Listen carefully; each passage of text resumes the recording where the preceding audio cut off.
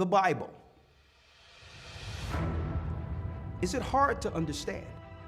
When it comes to reading the Bible, the first thing that comes to mind is the fact that this is the Word of God.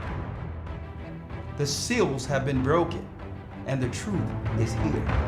And when we go throughout the scriptures, when we go throughout extra biblical records, we find that the language that God employed, that He used to create the heavens and the earth, was the Hebrew language. Christ said, I came for the lost sheep of the house of Israel. But yet no one, no religious leader, no religious church out there anywhere can now identify the 12 tribes of Israel. Can we? God is quite simple, but it seems as if man makes understanding Him hard. What are those mysteries? The truth of your book and the truth will make you free. The Hebrew and Bible Academy, you're invited.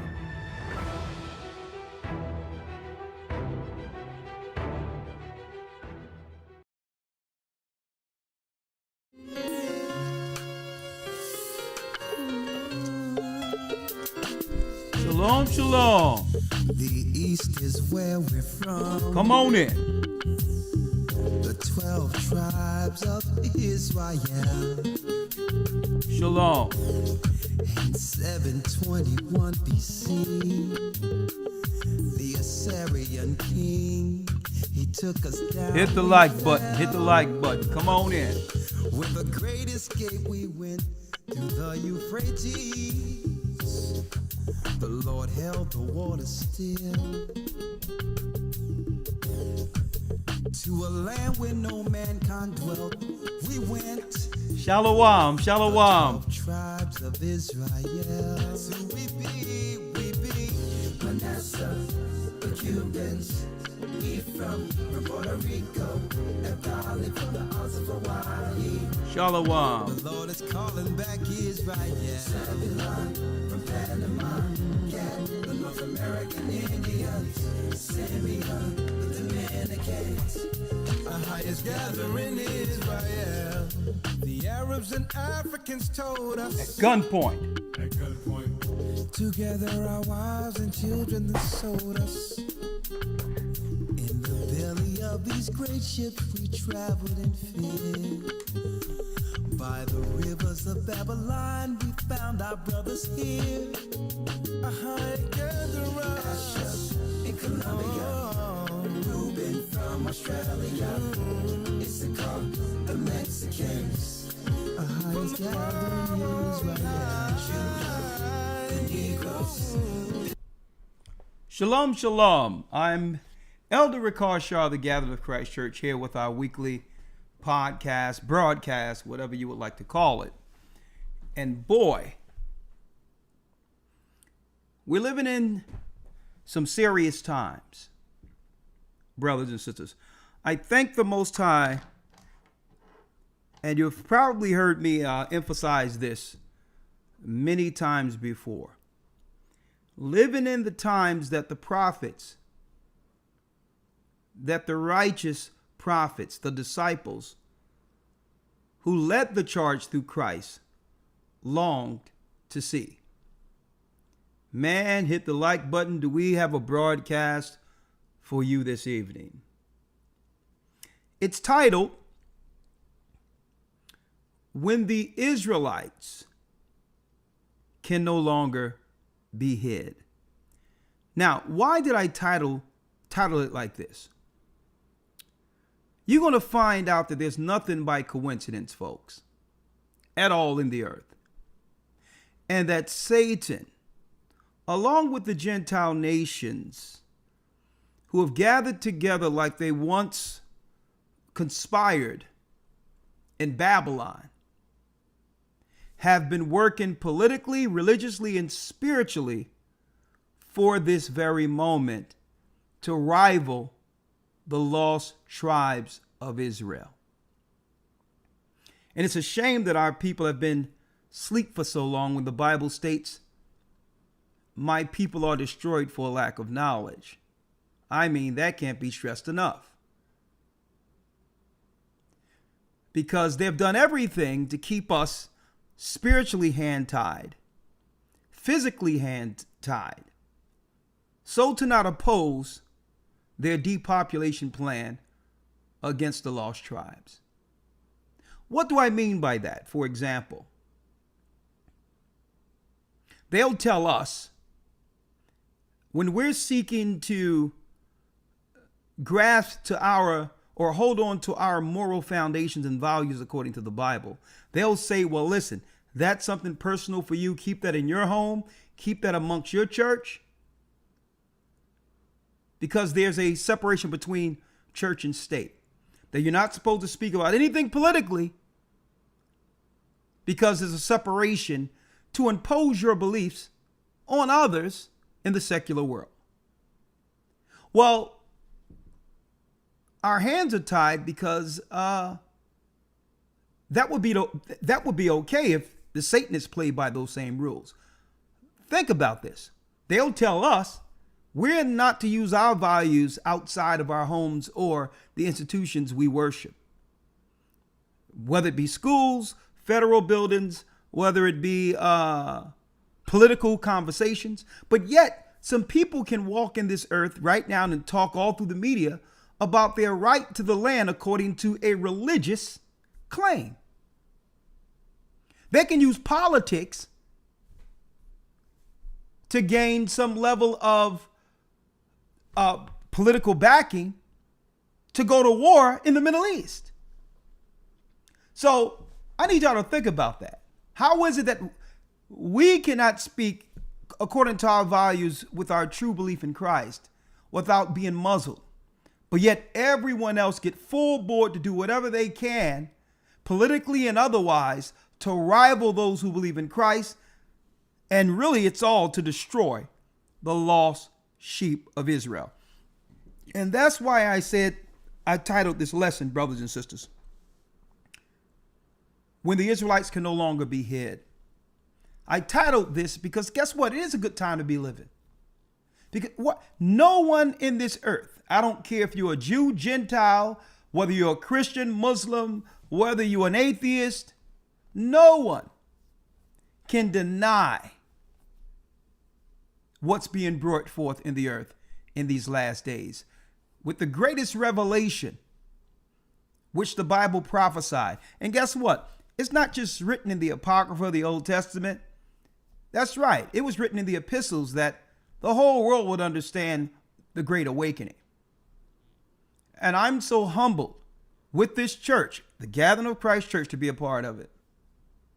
We're going to talk about a lot tonight, folks, and I hope that you can chime in. We're going to bring some sources. Of course, we're going to hear Elder Lawyer's take on this particular topic as we dive in, and I want to hear your takes. I want to hear what comes to mind with you concerning the awakening. And hey, let's jump in. Hit the like button. See, they try to keep us hand tied. You can't be talking about that Christ. You can't be talking about that God. You can't be speaking about y'all being Israelites. That's racist. But then politically, I see Biden and everyone else putting into law anti-hate crimes when it comes to Muslims. Right? You can't speak against Muslims without it being deemed a hate crime. I'm like, well, hold up. In the Christian country, Muslims get more rights than those who believe in Christ? What's up with that? Now we have Hindus running around the place. To a degree, they've actually taken over politically, financially, and otherwise. Right? But I digress. We're going to talk about that today. What a great time to be living. Folks, I have a video up, queued, ready to go.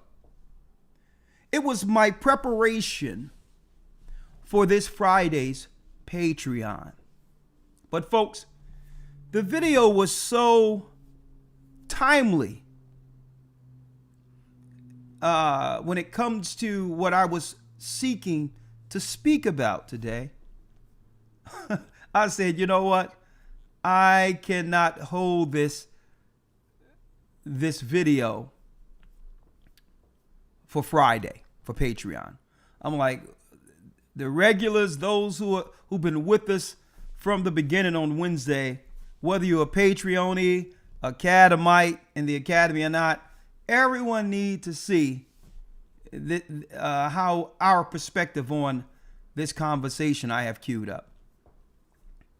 And who knows whether or not the video will be up, that video in particular, by the time Friday comes. This is why it was such a, I would say, profound conversation between Candace Owens and Kanye West, filmed, held in a vault for 2 years, based on Candace getting restricted, with her employment under the Daily Wire.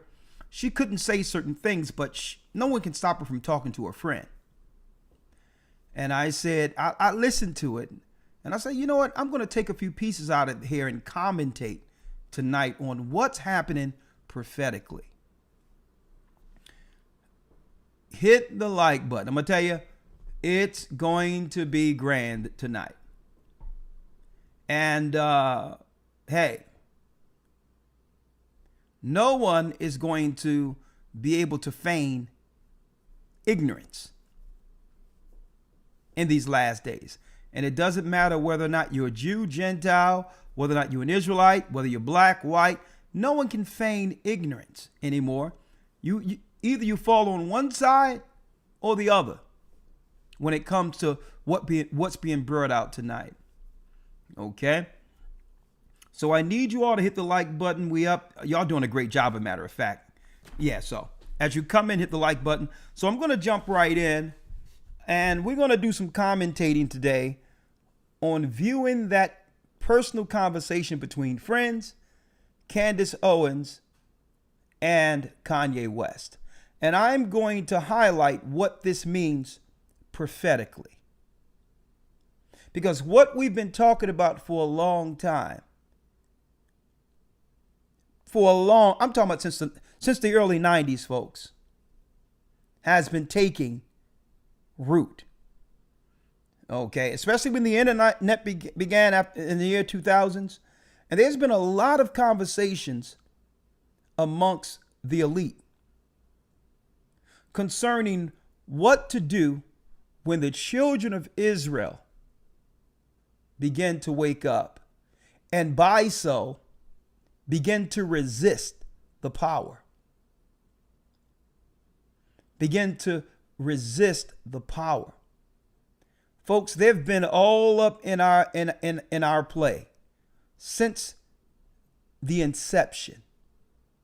Since the time we came off the slave ships, they've been watching us intently, in fear of the times we're living in now. And you're going to find out every political event, whether it have been World War I, World War II, the Vietnam War, the World Trade Center for Desert Storm, all the way to what we're dealing with up into Iran. Folks, you're going to realize every war was fought in this earth was to consolidate power to unite all nations. Why? Because the children of Israel is breaking free.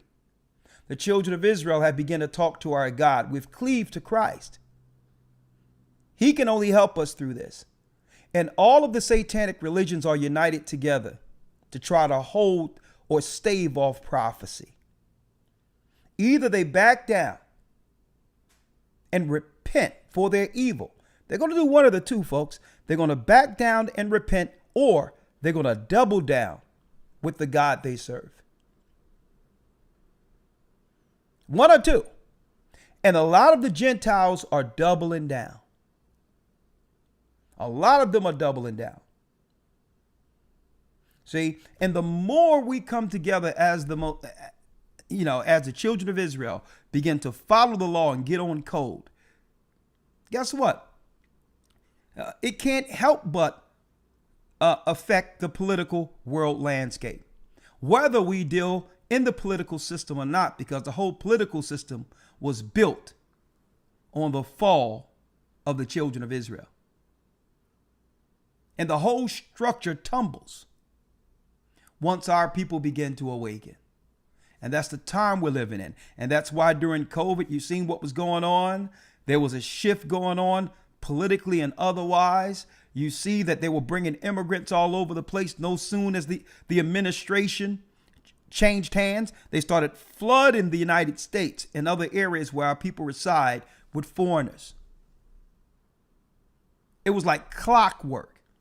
And then whoever didn't want to comply with the mandates and all that was going on were getting fired, only to be replaced in the workforce by the same Gentile nations who have always destroyed us. They've been waiting for this moment. They've been waiting to replace us. They've been waiting to stake claim that their God is more powerful than ours. And they sought an opportunity. We looked up, we thought it was something from Wuhan, China, and now we're getting pressed and pressured for our livelihood based on a medical choice. Like, what is this? Only they were laying people off at the chicken, at the chicken, I forgot, Tyson Chicken.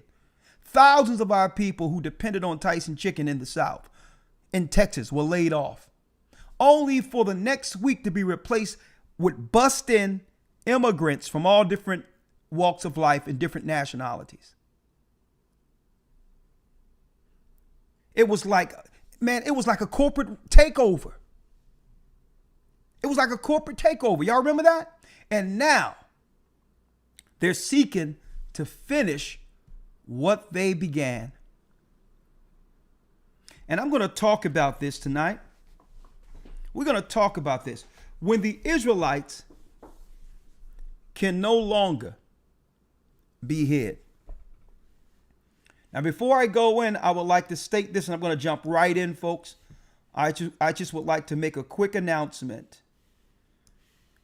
Real quick, that we are in week 2 of your Hebrew and Bible Academy, Tracing the Serpent Seed. Okay? Week 1 began the creation of the universe. We have extended the enrollment for those who would like to get in. So if you come in, don't worry about it. You'll receive the Academy first week's news.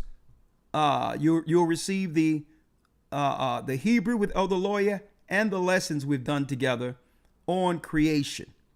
Okay? From beginning to the end, it was broken down from the rooter to the tutor. And guess what? You should have been there, but it's okay. Go to historytimes.org. We'll give you week 1 and send you a welcome pack for your enrollment. This way, you'll be able to enter into the class with us this Sunday as we unfold a serious lesson, Tracing the Serpent's Seed. Okay? Tracing the Serpent's Seed. We have many lessons, declaring the end from the beginning, the final judgment of evil, the return of the diaspora. That's right. Showing where the 12 tribes were scattered outside of North, Central, and South America. Okay? How we were expelled from Portugal and Spain, and I have the literature. I have the history books right in my library over there. Okay? So guess what? I'm going to be bringing those out. The judgment of modern day Sodom and Gomorrah, and the kingdom of God, and more. Okay? Now, this particular week, this particular Sunday, and go to historytimes.org. This particular Sunday, brothers and sisters, we'll be going into, we're going to highlight the Queen Mother of Heaven, whom they call Mary. The East Indians call her Kali. The Greeks and Romans had their own names for for Athena, Isis, Semiramis, Nimrod's mother. But we're going to show you, folks, that she was from someplace else. The Shekinah or the Shekinah under Jewish mysticism, they're all the same. The Shekinah, that's right, folks, is the mother Babylon, whom the Catholic Church turned to Mary, and I'll prove it. And guess what?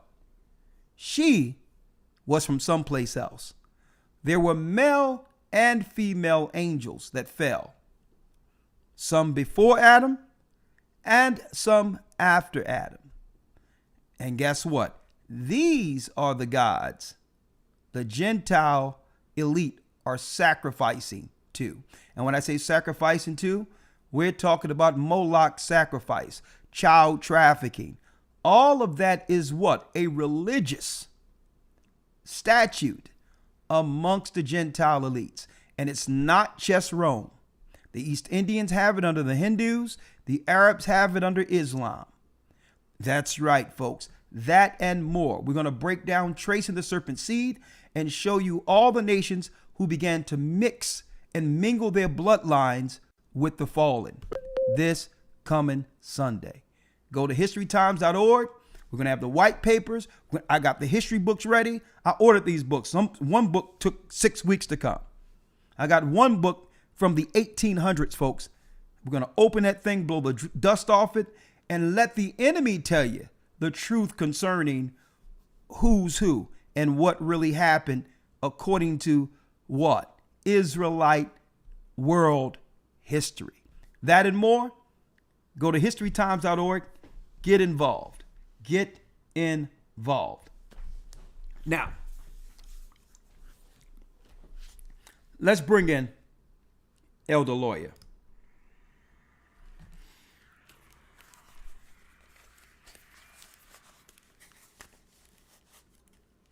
Shalom, Elder Lawyer. How are you? I'm okay. Let me see it. Say something now. Okay, you sound good. Go ahead once more. Okay, let me fix this. Hold on.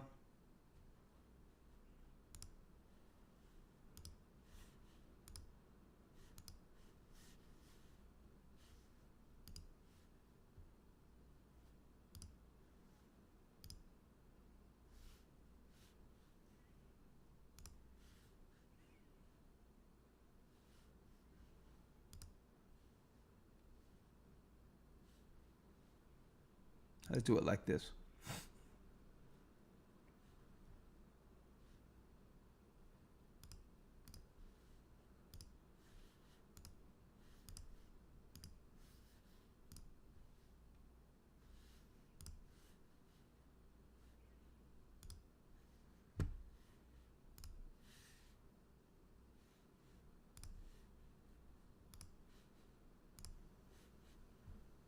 All right, say something now, Lawyer.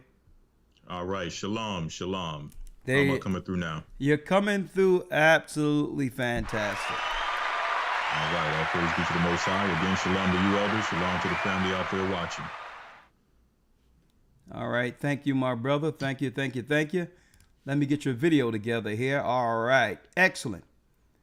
It looks like we're almost in the same room, young man. But yeah, Elder Lawyer, I'm about to jump right in. I'm going to jump right in. I don't know if you had an opportunity to see the Candace Owens, Kanye West interview. It was more so a conversation they had between friends. I don't know. You had an opportunity? No, I heard about it, but I haven't had the opportunity to yet watch it. Yeah, I was going to hold it for Patreon, but it was so good. And it dovetailed everything I was going to talk about tonight. So I'm like, let's fuse this thing together. All right. Right. First of all, it's time for us to straighten a few things out. Okay. It seems as if it seems as if when we figure out what's really going on concerning the attacks against our people, it seems they've found a way to dismiss it altogether. Straight disrespect, I would say, by calling it conspiracy theory. Anytime we're on to what they're talking about or dealing with, they call it conspiracy. And I wanted to start there. When we were saying for years that angels and unidentified objects like UFOs were real and the Bible can identify them, for years the world powers controlled media was telling us, UFOs, unidentified flying objects, that's a conspiracy. Mm-hmm. And they would try to discredit it by throwing in some outlandish misdirection that they've created to actually demonize or to make one crazy who would state the obvious, like, you believe little green men and reptilians. No one, see, they would do that to try to distort the truth. Conspiracy is their main word of misdirection. I would say that's their Jedi mind trick, right? When we started questioning ethnicity and saying, well, okay, how is it that there were blacks who were Hebrews in the Bible and now they've disappeared? And they started saying, well, what your race is and conspiracy theory, on and on and on. Even when the Twin Towers happened, right? There were some questions out there. And I believe that was a resounding moment in history where people started questioning everything. Even those who understood the Bible. And it wasn't because we didn't, whether or not the people bought in to planes hitting the building and all these. It had nothing to do with that. It was just because it immediately, living in America, September 11th, 2001, something like that, being born in America, none of us have ever experienced something as traumatic as that on American soil, right? Right. So it wasn't a thing where initially people began to question things, because the initial shock, everyone, was confused to what is this? Are we under attack? Whatever the case is. And then videos came out like Loose Change and others and said, well, okay, I can understand if you're going to talk about two buildings, still buildings getting hit, falling at free fall. Now that's questionable in of itself when it comes to the engineering and science and all these others. But then there was a building 7, Elder Lawyer, that fell at free fall that wasn't hit by a plane. And I believe that's when people started looking at it and like, well, hold up. Now, if you thought anything outside of mainstream media, automatically they would Jedi mind trick you. Or in the Men in Black, they had the little wand that they put in front of your eyes, and if you look into the light, you'll forget everything that have just happened. So I believe these are the Jedi mind tricks the media plays on people to have us think that what we see really doesn't exist. And what we feel is wrong. But God is saying something else. God is saying, no, we're not wrong. We're not part of the conspiracy. The conspiracy has always been against us. And when I say us, I'm speaking of the children of Israel. And it's all coming around full circle. Right? Now, the first thing is I'm going to deal with is highlighting who is behind the conspiracy. Second of all, I'm going to come around, and we're going to talk about and ask and just be realistic. based on all they have done to keep us separated and destroyed, is it too late for the majority of the people to come together for the sake of self-preservation to avoid what they're about to do? Is it too late? Because have our people began to wake up too late? And what does that mean? And guess what? You're not going to be able to feign ignorance within the next 4 years. Let me just say that. But Elder Lawyer. Yes, sir. First, let's identify the conspirators. All right. For too long, we've been listening to the media and to the media outright shaping reality. Shaping reality and making the people believe that, okay, what I'm seeing, what I'm thinking, it can't be real. Okay. And I say we need to throw all of that out. Start from the beginning and understand where the true conspirators are. If you will, Elder Lawyer, let's go to Psalms 83 in the Bible. Yes, sir. Okay, let me grab a Bible here.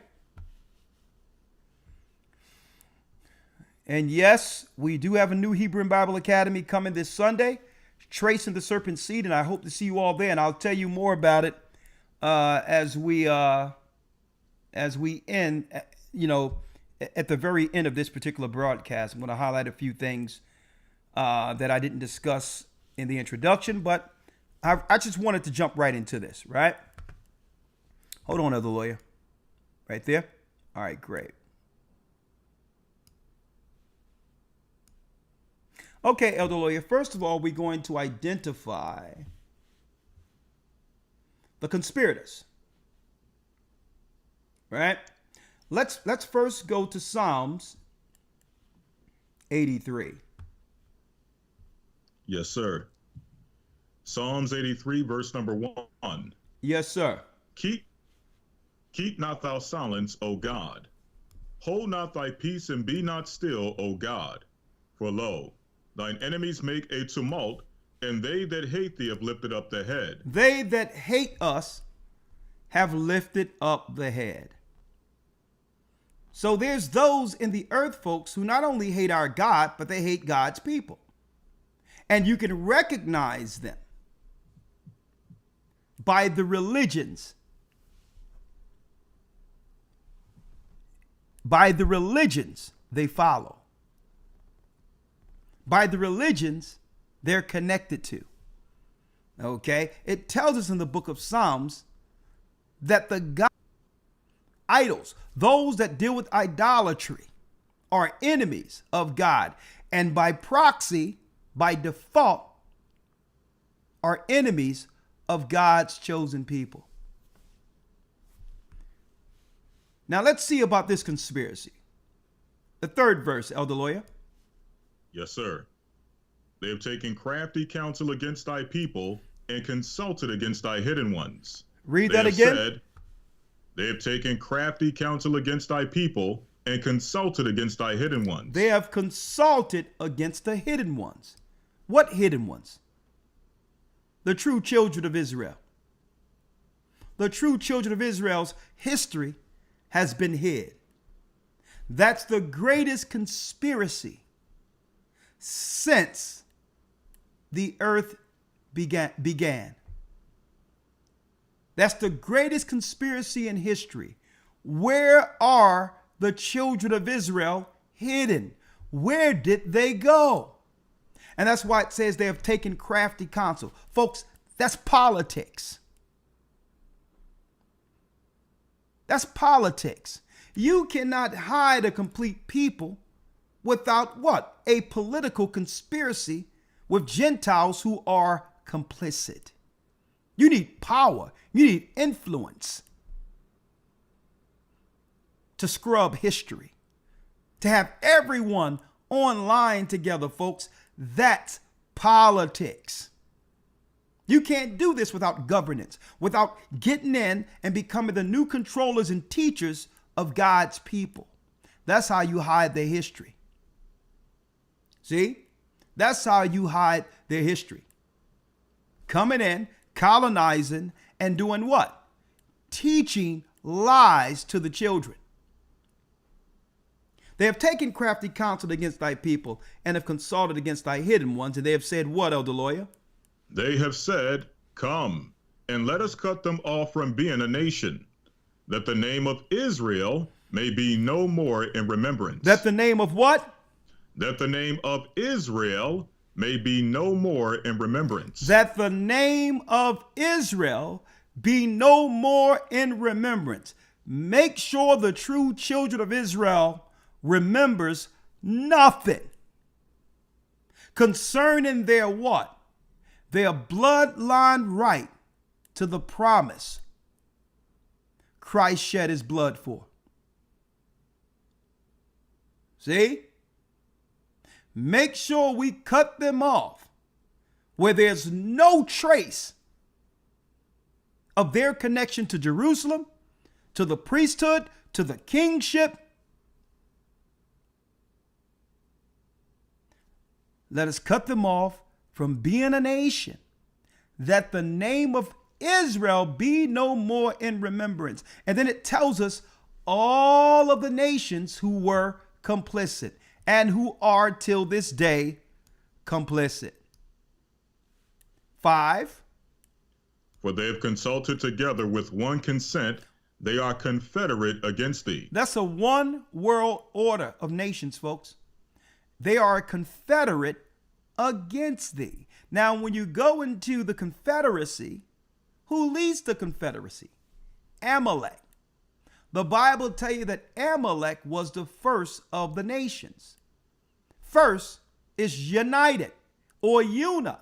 The United Nations are the head of this conspiracy. And I'm going to give it to you. We're going to give it to you tonight if you don't know who the conspirators are. Before we listen together, elder lawyer, certain key points in that conversation between Candace and Kanye West. For they have consulted together with one consent. They are a confederate against thee. Let's read it. Who are the confederate against us? The tabernacles of Edom. The tabernacles of Edom. Now, before we go there, elder lawyer, let me get this real quick. Let's get this on Amalek. Numbers 24 and 23. Let's start at the 19th verse.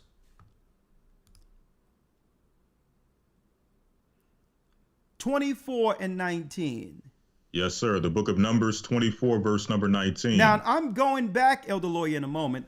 I'll be going back to Psalms 83. But we need to identify the head behind it all. It says the head of this conspiracy against Jacob. Why are they conspiring against Jacob? Listen to this clearly. Read. Numbers 24, 19. Out of Jacob shall come he that shall have dominion. Out of Jacob shall come he that shall have dominion. So they knew that what? The eternal kingdom would be led in the future by the children of Jacob. So they're in fear of losing power based on this prophecy. Write it down. Out of Jacob, and guess what? They read this in their Torah. They know it's true. Out of Jacob shall come he that shall have dominion. We were meant to rule. We're living a curse, but guess what? All the conspirators have come from behind the curtain to press down on Jacob at the very end, knowing that no one can stop what God has started, the awakening. Out of Jacob shall come he that shall have dominion. Read. And shall destroy him that remaineth of the city. And destroy him that remaineth of the city. And this is why they work towards divide and conquer. Because when we're united under one spirit, a righteous and virtuous spirit under God, the heavens fight before us, and our people under those circumstances are unstoppable. So they work to keep us divided. Right? They work to keep us divided. And guess what? Then they sit back and watch their work. Hey, folks, don't you think they're celebrating to see that generally, outside of those who believe, they were able to destroy us as such that the black man is looking at Trump and the black woman is looking at Kamala. And they're sitting back laughing on either side because why? They're looking at their handiwork. How can you destroy a people who've been cursed together and have them align separately, politically, at a time where they'll need each other the most? Mm-hmm. So they're celebrating. They're looking at their handiwork. How can two people who have been dragged down and destroyed together be so maligned against one another politically? That's the work of the conspirators. Okay? All East Indians, whether male or female, are on one side. See? And Arabs are all on one side politically. I need y'all to check this out. I just wanted to highlight that. Out of Jacob shall come he that shall have dominion, and shall destroy him that remaineth of the city. Come on. And when he looked on Amalek, he took up his parable and said, Amalek was the first of the nations. Amalek was the first of the nations. So what we're going to do here, real quick. Let me go here real quick. 1 second.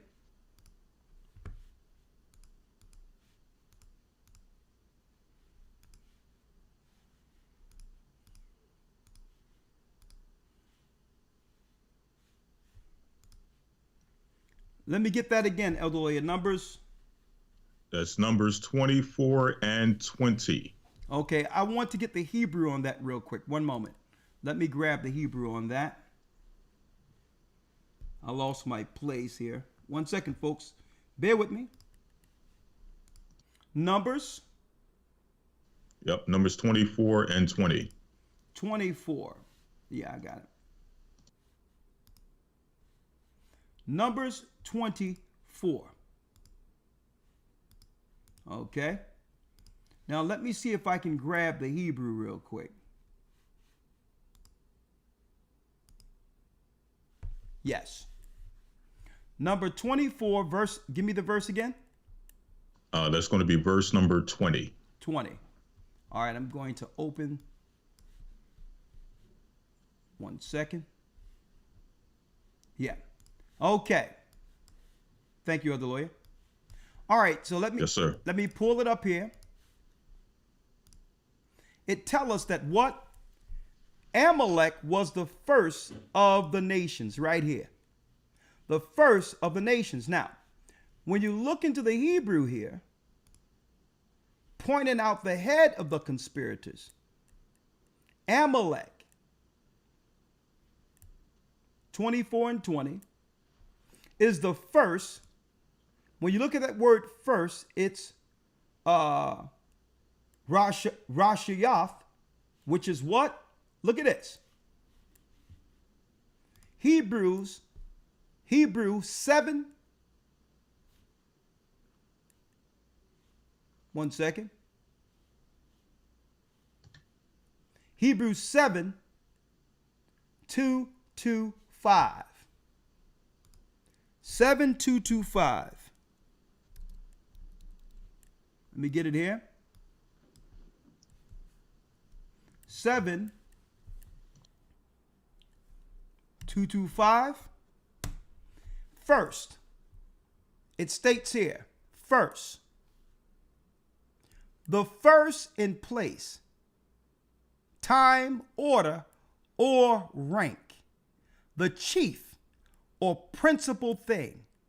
So it says Amalek was the first of what? Of the nations. That's Goy. Hebrew 1471, which is what? First of the nations, a foreign nation, a Gentile. He would be the head of the United Nations. Heathen nation. So Amalek are the people who are truly in political control. And those who speak against Amalek is usually, believe it or not, sometimes they're smeared, financially ruined, ostracized, barred out of being able to do business. They're the first of the nations. They're the creators of the United Nations. Read it again. Yes, sir. Numbers 24 and 20. And when he looked on Amalek, he took up his parable and said, Amalek was the first of the nations, but his latter end shall be that he perish forever. But his latter end, those of Amalek who have linked to Satan will perish forever. They have aligned themselves under an antichrist religion. And understanding their future prophetically, their only really way out of this, according to what they think, is to get rid of God's people. See? Because the prophecies, when the Messiah comes, he judges them first, the first of the nations. Now, who is he? He's the spin doctor. He's the one who shapes the reality we receive on a regular basis. When we're inundated with the media and all these different stories and talking heads, Amalek is the one behind it all. He's the wizard behind the curtain. Let's go to Psalms 83 real quick. Yes, sir. I went back to Psalms 83. Yes. And verse number 6. Okay, let me just put it on the Bible by itself. Psalms 83 verse 6. Now it identifies the conspirators. Read it. The tabernacles of Edom. The tabernacles of Edom. Week 3. Well, week 4 we go into who's Edom. Okay. Read. And the Ishmaelites. In a nutshell, it's talking about those who control the Vatican today. These are not Europeans. They moved into Europe during the time of Zepho, Esau's grandson, and set up a throne in Italy. We're talking about 2,000 years before Christ this happened, when the Edomites went to begin to multiply in Eastern Europe. The tabernacles of Edom, and who has always been with them? Arabs, Ishmaelites. They've always conspired together. Frickin' frack. You cannot find one without the other. They destroyed us politically during the civil rights movement by dividing us between Martin Luther King and the Nation of Islam. Okay? We were undermined with Islam. That was a divide and conquer tactic sent in through Freemasons. It was a divide and conquer. Every great movement that have ever happened that have benefited our people against satanic evil resistance have always come first through those who believed in God and that Bible. That's what got us through chattel slavery. The Quran was nowhere. The Quran was nowhere. Okay? It was the Bible and our belief and strength that we drew from those slaves in Egypt is what got us through slavery. So we were soon forgotten. It was soon forgotten. We were so focused on the white Christians and the white Christians and the evil they did against us. We ignored all the others. We ignored the fact that serious slavery and servitude was against our people before the so-called white man enslaved us by the Arabs. So since we were standing with the Bible together, they say, well, okay, let's bring in some people to claim that Islam was the black man's religion. Divide and conquer politically. At a time where we needed each other the most, they divided us. And then these other nations, the conspirators, came in as what? As our fellow oppressed. Yeah, we were all oppressed together. We need to lock arms with our Christian brothers in solidarity. We were being undermined all the way through the civil rights by Amalek. Here's the conspiracy. The Tabernacles of Edom. Ishmaelites. Who else? Of Moab and the Hagarenes. Moab and the Hagarenes. You're talking about those like your Palestinians today, who can come in and get more than what we get. The Palestinians. You would have those who come from Somalia and different areas of different parts come in the United States, find out how to get access to the minority money, only to bar our people out who died in civil rights. And then they will open up the borders and make sure when their families come through, they get access to the political funds that are really allocated for us, that no one tells us about. It's not in their interest to tell us about the money. The money is allocated for us, folks, under the Civil Rights Act. But they'll never tell you about it. So that all these people come in, go to college, get knowledge on how to get the grants that belongs to us, and stay silent when it comes to the suffering of our people. They'll never tell us how to get access to the money because they got their cousins coming over, their mothers coming over, their aunts coming over, undermining us. And these people didn't die for anything, didn't sweat, didn't build this country, didn't die for this country, didn't fight in any wars, but they coming in to undermine us in the conspiracy.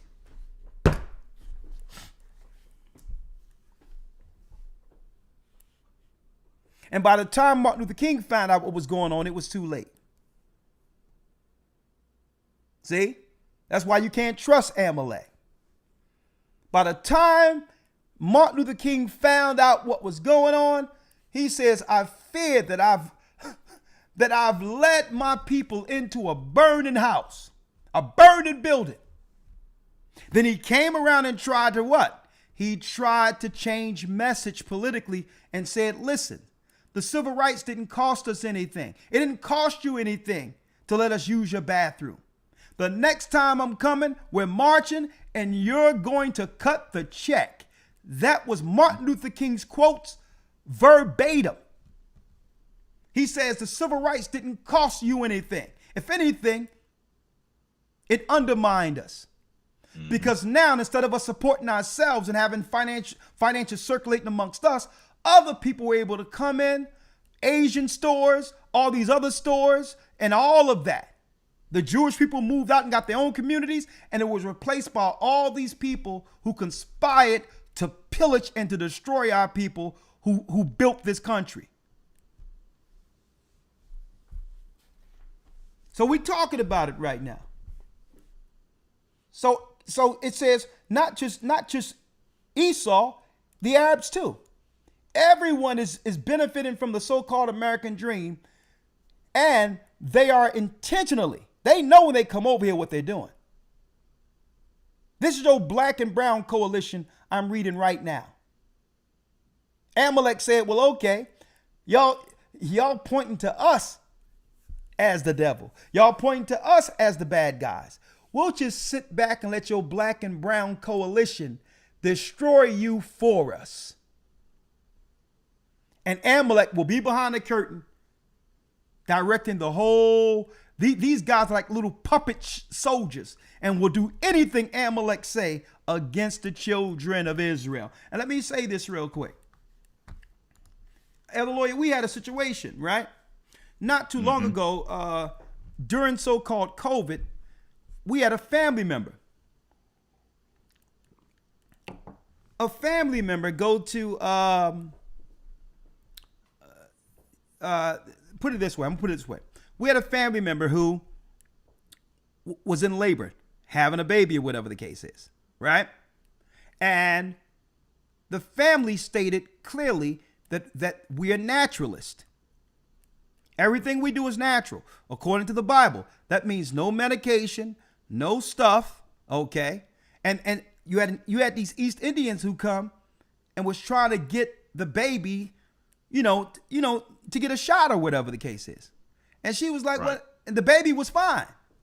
She was like, "Nah, we're not doing this." Okay? What I can do is I can take my baby to my doctor's office with informed consent. I'll make a decision later.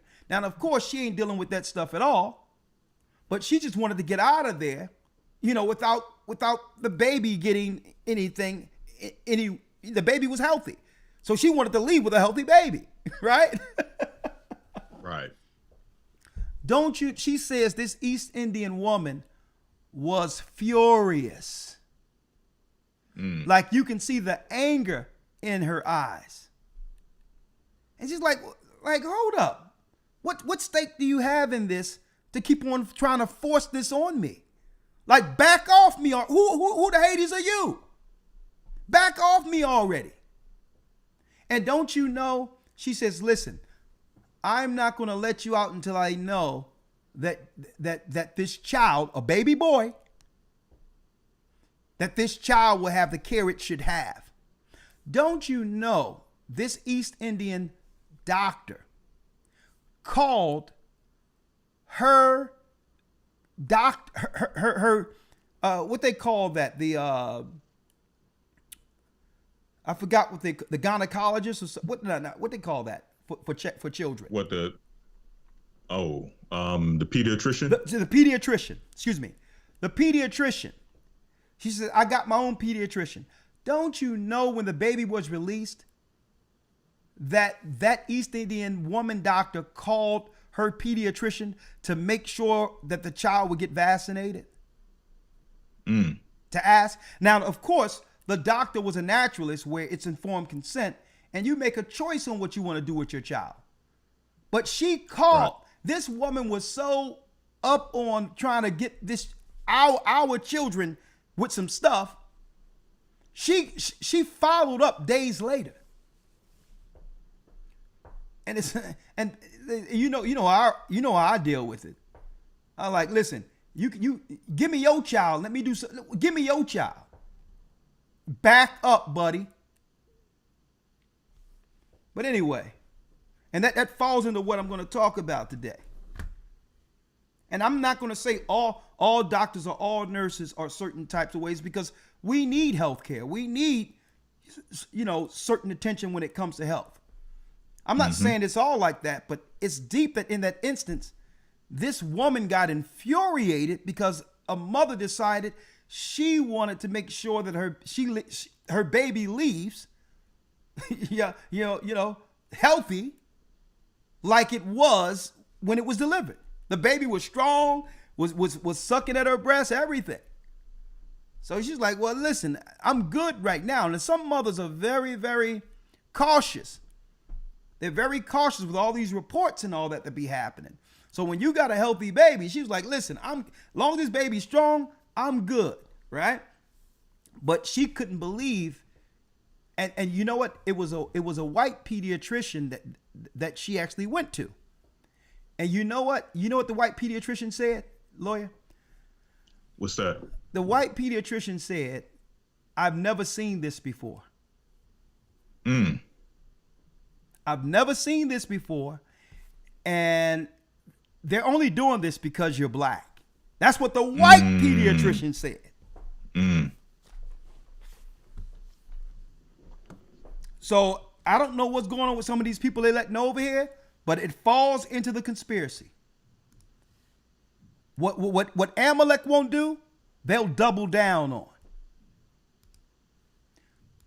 And it tells us, read the seventh verse, Elder Lawyer. Yes, sir. Verse 7. Gabal and Ammon and Amalek. And who? And Amalek. And Amalek, read. The Philistines with the inhabitants of Tyre. And it's talking about all the other nations in the Middle East. They all came together and said, what? Let us cut them off from being a nation, that the name of Israel be no more in remembrance. Mm-hmm. And when you read the 12th verse, it says, now that they have lied to our people, what of their children? What of their children? 12, who said what?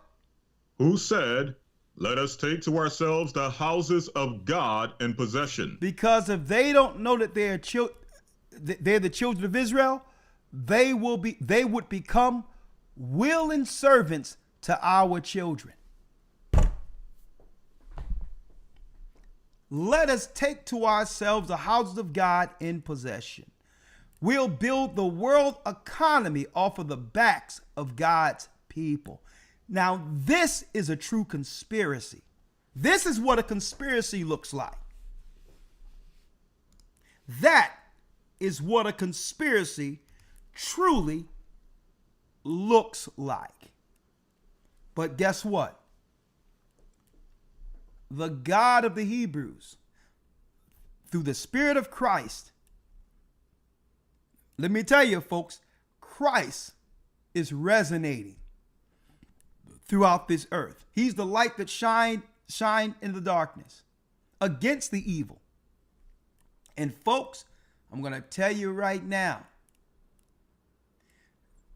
some of these nations, you know, I'm not going to give them that much credit because a lot of these people don't know what's going on either. But they're going to be surprised at that caste system that they've learned to follow, thinking that they're greater because they're lighter. They're going to be surprised at the very end when they see our people standing in dominion, guarded by our Lord and Savior in all white. Mm-hmm. They're going to be shocked because some of these people that come over there from these other countries, a lot of these people, these Gentiles, they be dumb as doornails. So it's not as if they say, oh, let me get the Israelites. Nah, they're just looking for a chance. Some of them, an opportunity just to take our place because Esau have actually war-torn their particular countries. Right. So they're looking for an opportunity. They don't have no alliance with their own brothers and sisters in these countries. So they'll come over here. It's nothing to undermine us. They can't even get on code with their own people. Mm-hmm. That's right. Right? So, Elder Lawyer, if you will, let's go to the Apocrypha real quick before I open up the interview here. Yep. Right? Let's go to the Apocrypha real quick. 1 second.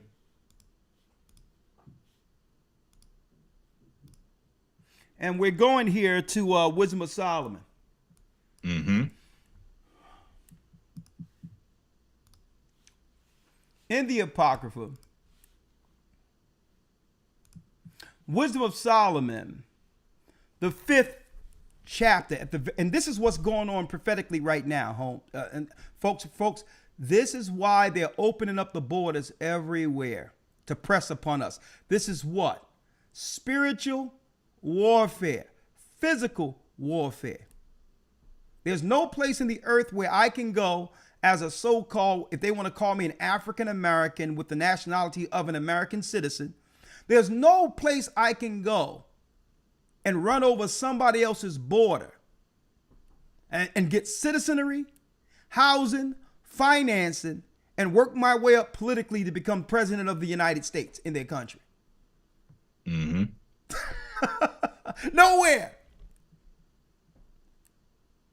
And see, because our people are ignorant to travel, a lot of people our people haven't gone anywhere. They don't even understand how much of an anomaly what we're witnessing right now in America is. They have no idea. They have no idea. We go into another country, you go into another country, they hold you, they question you for hours. How long are you going to be here? Who you visiting here? When you're going back? Do you got a return ticket? Shaking you down every opportunity they get. Yeah. I mean, think about it. And here, that's why I'm so shocked at how America's letting all these people in here, because they know we wouldn't be allowed to do this if we went into their countries. Right. I can't go to Somalia and say, okay, give me a full apartment, 15,000 in food stamps and 5,000 and 5,000 in cash each month. And then come to find out this guy, Kamala Harris's so-called VP pick, because we know they're the ones really running things. He was the guy that came out and said, well, listen, we need driver's license for all citizens. When we never had a problem living in America getting a driver's license. So what is he saying? So folks, this is the true conspiracy, but our God has another plan. Right? Let's read Wisdom of Solomon 5:1, Elder Lawyer, if you will. Yes, sir. Wisdom of Solomon 5:1.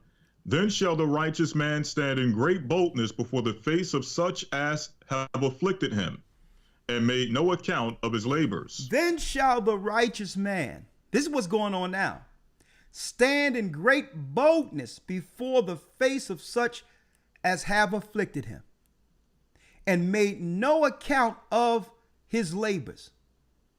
See, we're standing toe to toe, eye to eye with them and saying, listen, you have never repaired the damage you did against God's people, knowing who we were, knowing who we are. And it says, and gave no account for the labors. You will have these nations come up, Elder Lawyer, and say, well, listen, I wasn't back then when it happened. I wasn't back there. I didn't own no slaves. Listen. You're benefiting from the United States of America. We were here before there was a United States, which means what? The Union was built off of slavery and the corporation owes. So if you are benefiting from the corporation, which is the United States of America, you owe too. You owe too. And the reason you owe is because why? It comes through your taxes. So no one is asking you personally to do anything. It comes through your taxes. All the people in the United States wasn't behind the Holocaust. They weren't from Germany, but yet taxes go over to Israel based on that war, right? And that's coming from you, right? Right. So when it comes to our people, no one wants to give an account for our labor. They try to feign ignorance and saying, well, hold up, it wasn't me. Well, guess what? You came from somewhere else and benefited off of slave labor, which makes you what? Which makes you a part of those who owe. So it's easy to break it down. There was no United States when they brought us over here in cargo slave ships. United States were created from slave labor. So once the corporation is built, guess what? There's a partner who never got paid. Okay? Partners get paid. You understand that? So you don't come later and benefit off of other people's work and try to feign ignorance like nothing ever happened. It's through America, the whole earth is benefiting. And now the Most High is saying, you know what? The righteous man will stand and say, guess what? For years, you've never given an account for labors. You'd rather throw your money away to immigrants who have never done anything than to do right by God's people. Huh? So you can take that talking point and you can punt, you can boot that talking point. It wasn't me. I wasn't around. I had nothing to do with it. Nah. When you became a citizen, you became part of those. That's right, folks, who owe the debt.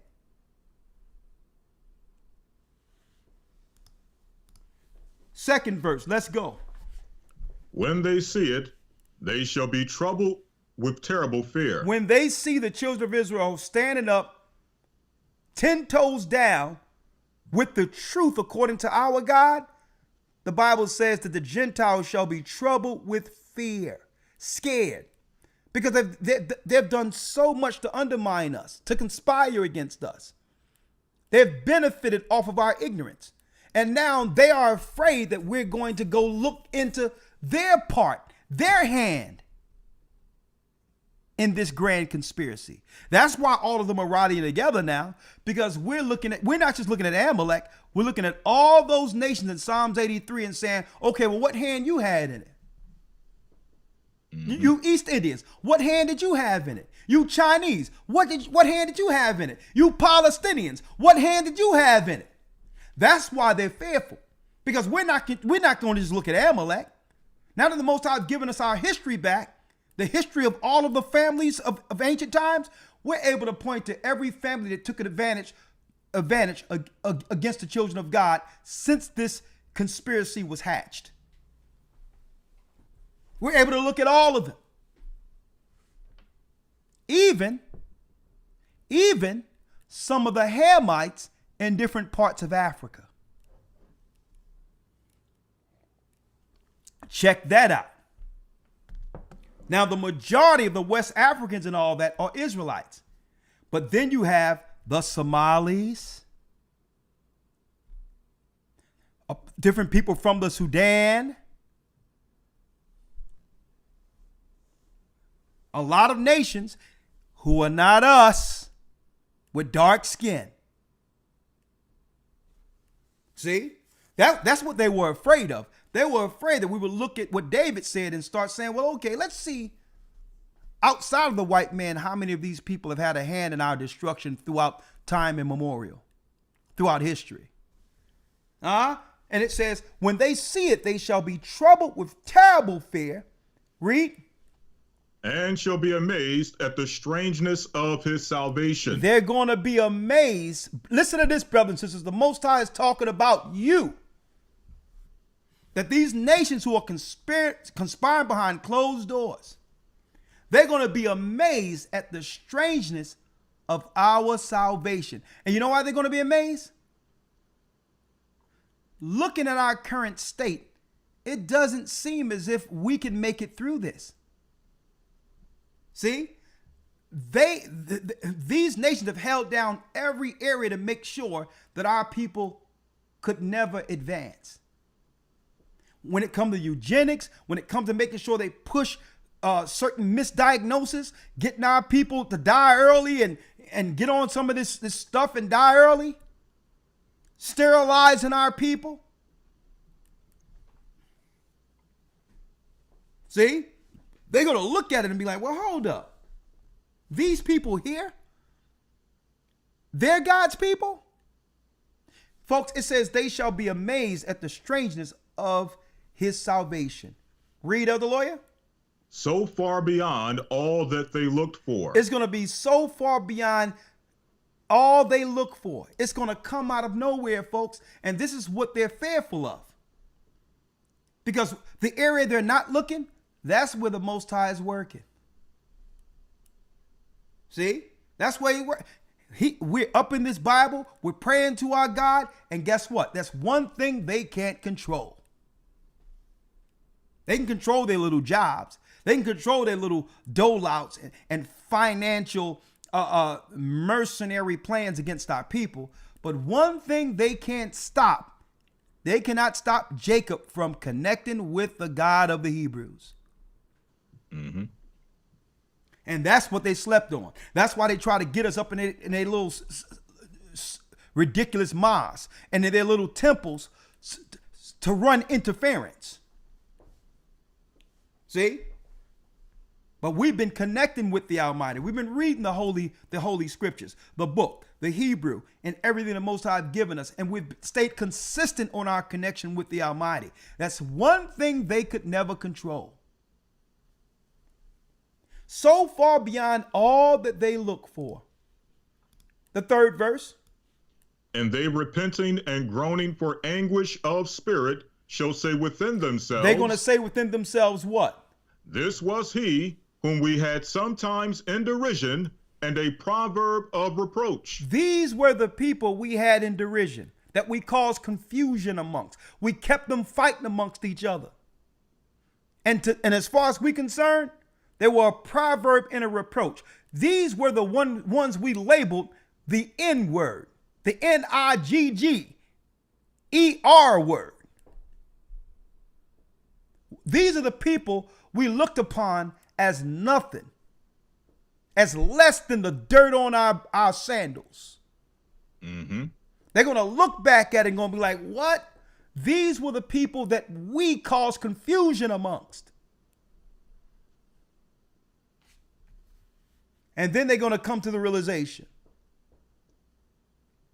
For we fools. we what? We fools. They're going to realize they were fools. You cannot fight against the God of the Hebrews. Neither can you fight against our people once we're on code with the Almighty and stand in the Spirit of Christ. You're going to realize the gods you serve will burn in hell with its servants. That the gods you serve will be bound with Satan. You're going to realize that you worship the wrong gods, that you were in the wrong place in these temples worshiping the wrong gods. You're going to realize that it was our God who created your low God that fell.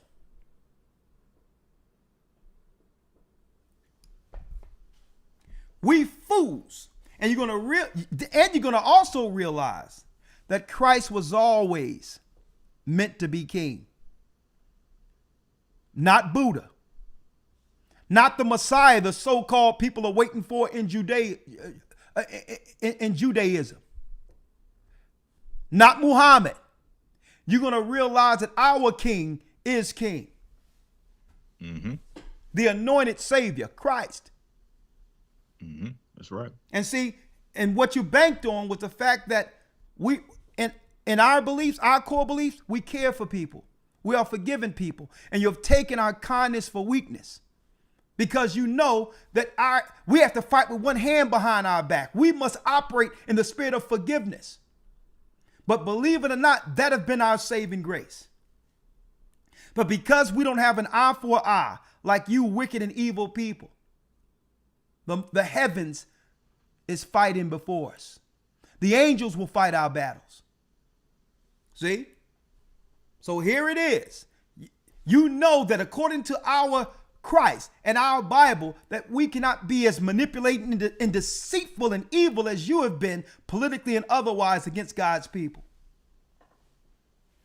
And you've used that to totally decimate and destroy us because you know we're not like you. That we are a caring people. That we are compassionate people. And you have taken our kindness for weakness. But guess what? That is our strength. Because we don't take it up against you, our God is going to jack all of you down. Jack all of you up. And that's why the Bible says, we fools, read. We fools accounted his life madness. You went back and told your people in these other countries how foolish we are, how stupid we are. Yeah, those blacks in America, they stupid. All that money over there that you can go to City Hall and get, hey, they're just sitting there in their countries just suffering while the politicians are calling us over and showing us exactly where to get the money. They're dumb. They call us dumb. They call us lazy. They talk behind our backs. And guess what? They know that the money they're getting in these countries belong to us. They know it. We fools accounted his life as madness. Read. And his end to be without honor. And you thought our end would be without honor. That's why every time, every opportunity they get our sisters on stage like Megan Thee Stallion and shaking their behinds without any decorum. They do that intentionally. They can find some respectful, classy people amongst us, but they do that intentionally to spite us. That's why they do it, To publicly shame us is why they do that. There's intellects. There's great musicians amongst us. There's those of high intellect that they can actually come represent if they want it. But they want us to be seen throughout the earth as a dishonorable, evil, satanic, sinful people. Those are the optics they would like the earth to see. If you were living in another country and you didn't know any better, you would think all black people were gay, lesbian, trans, and shaking their butts. And when that is the vast minority of our people. Right. That's under 10% altogether of the people, and they use that to represent us internationally. Mm-hmm. We fools accounted his life as madness, and you thought that we would be without honor. But folks, this is why the media isn't going to put a spotlight on stuff like you see tonight. Let me tell you, they would dare put me on national TV for 3 minutes. All I would need is 3 minutes. I will ignore all their questions, just drop everything. I'll answer that in a second. Check this out and check this out. The Bible said this is what's going to happen to you. This is the God you serve. This is Christ. I would put it all together in 3 minutes. I've already thought about it. They would never put a spotlight on us on national TV. Or the respectful women that's against the evil representation they have placed before them. I see it all the time. I see the honorable sisters all up in the church. Thousands upon thousands of sisters who walk with shamefacedness, who walk respectful and honorable, who make sure their children are good, make sure their families are right. But they'll never put a camera on sisters like that.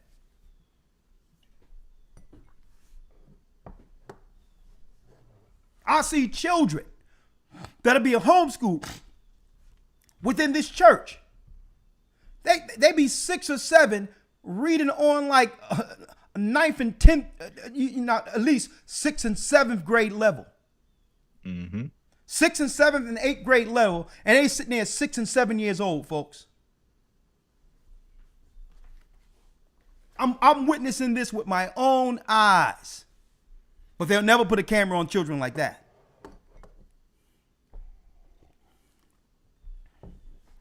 We fools accounted his life madness and his end to be without honor. And then this is the piece that's going to mess them up, Elder Lawyer, when they realize this.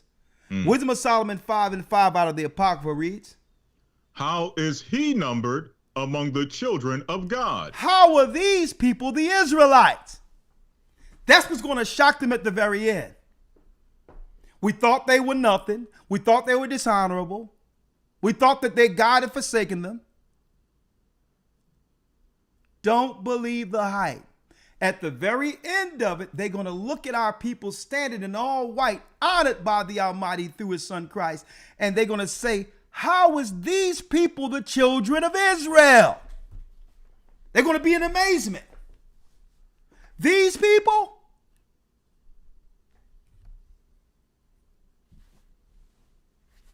And what?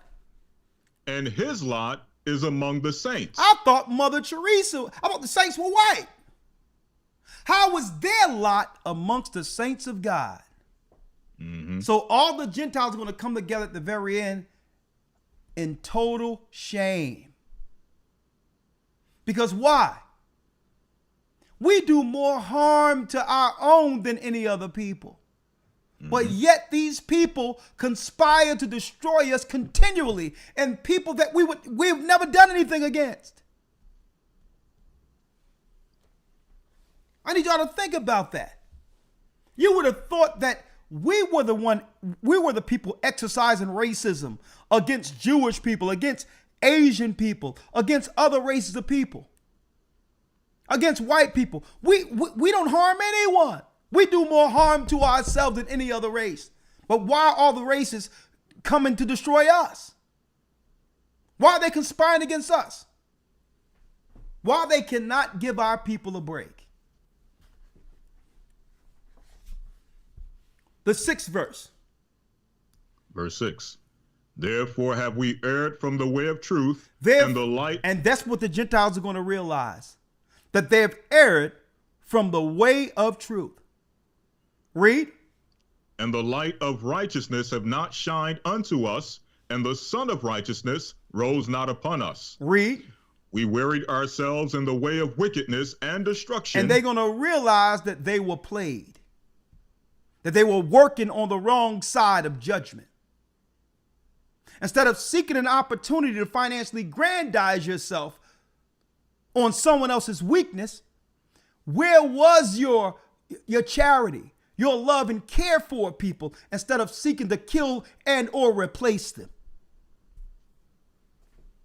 We couldn't do this let me tell you, I went over, no sooner as elder lawyer when I went over to Egypt. We go over to Egypt and go into other countries. And here you got little Arab children on the corner. They put their face like this and look like they got dirt on them and all that. Mm-hmm. And here it is. I'm looking at them running down the street. I pull out American money and I'm giving it to all the children that are crying, that sit there on the street. I don't even know these people. I couldn't think of coming into their country, undermining their politics to destroy and move them out of the way to replace them. That don't even come into our minds when we go into their countries. Mm-hmm. And they come into our countries with their sights on how to undermine, destroy, and harm us. We go into these other countries, and these people are poor. I don't think about, man, maybe I can join their politics and teach reproductive rights so that they can get rid of their children. This way I can bring my family over.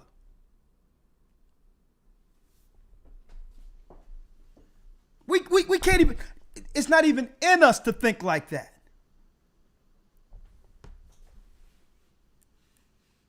I mean, we're not perfect as a people, but folks, they're not like us.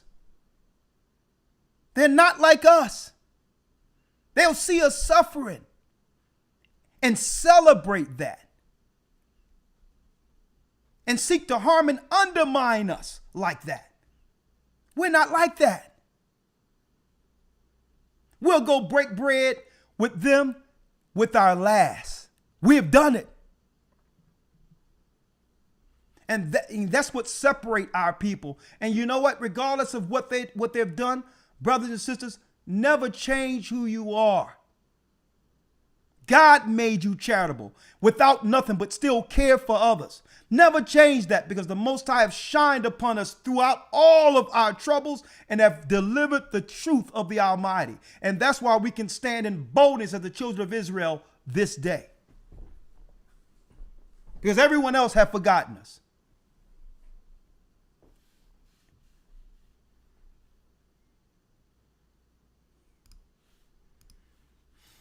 We wearied ourselves in the way of wickedness and destruction. That's what they're going to say at the very end, that they chose the wrong side. Yea, we have gone through deserts where there lay no way.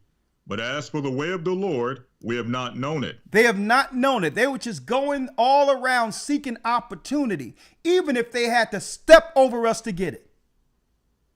And by doing that, they have lost their way with God.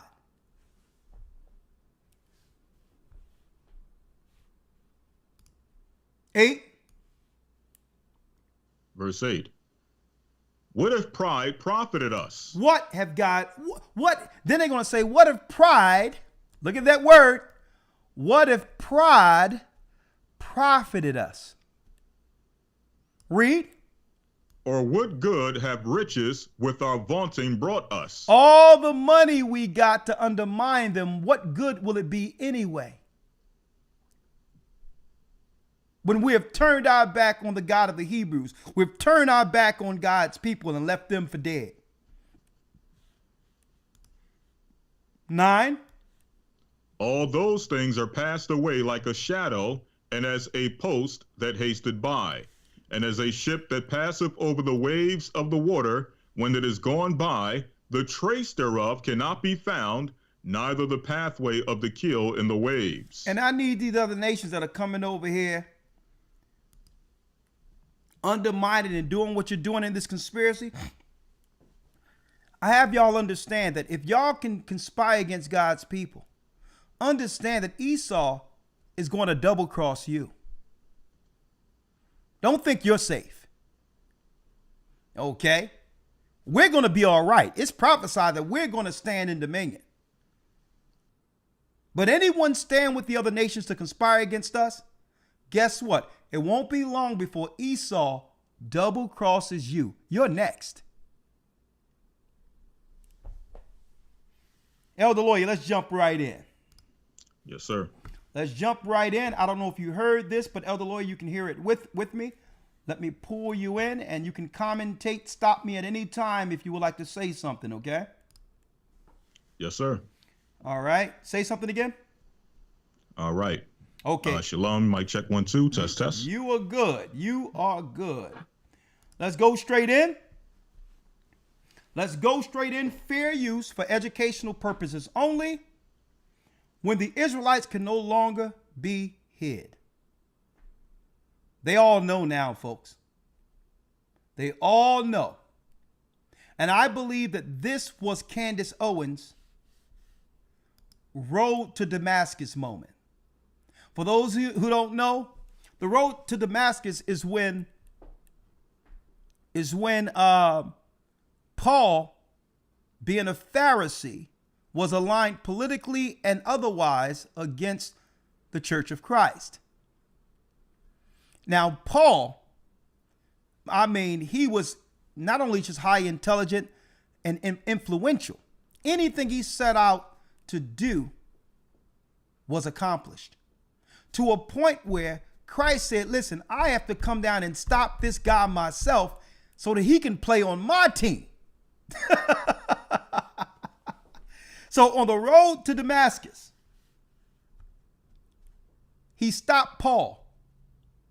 Saul, Saul, why do you kick against the pricks? He blinded Saul for 3 days and told him he'll find a prophet. And the prophet would teach him and show him the ways that would lead to him being what? A minister to not just the Israelites who are in darkness, but the Gentiles also. And that changed Paul's life forever. And because of that, he's staked as one of the 12 pillars. And now here it is. I believe in 2022, right?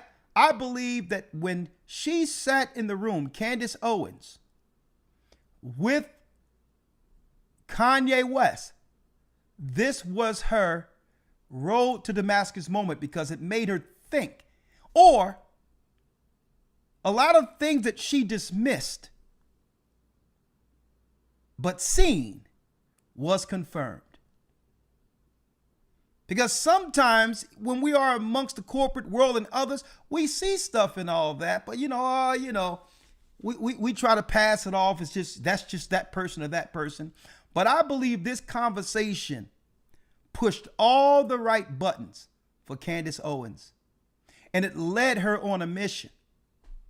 And all in all, this is bigger than Kanye West and or Candace Owens. It's just an example of the power of our God resonating with prophecy, awakening the children of Israel in the last days like he said he would. Fair use. And what I'm going to do for those, because I'm not going to watch the whole thing. We got 2,400 people up in here. Oh, yeah. Hey, we're going to get it in right now. In respect of Candace Owens, right? Because I'm not going to watch the whole thing with you all today. I just want to highlight certain points in it. The complete interview, I'll actually put in the description. And I'm sure she put this out there because she know the world needs to see this.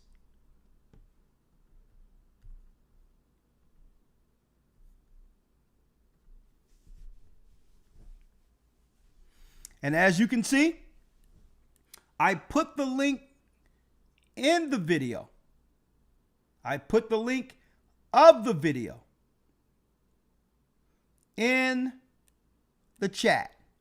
Now, don't go there now, but I put it in the chat. You can copy it so that you can do the due diligence to go see this whole video, this conversation amongst friends that was filmed in 2022 in the midst of the so-called COVID thing.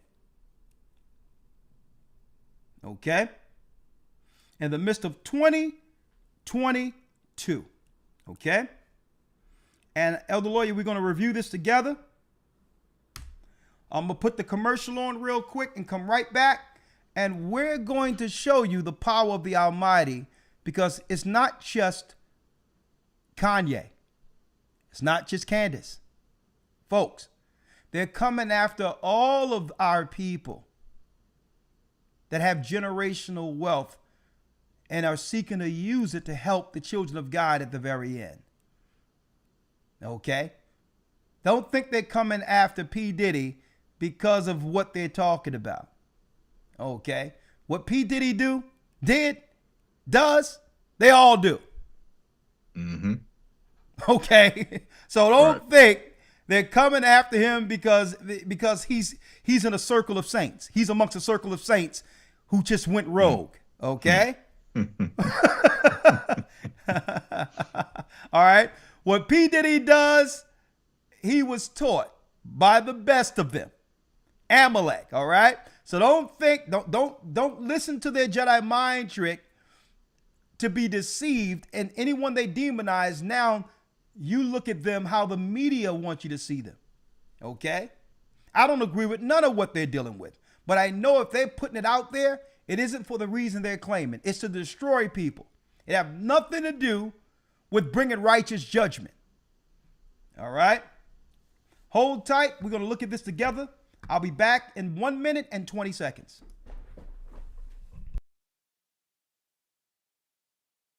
The Bible.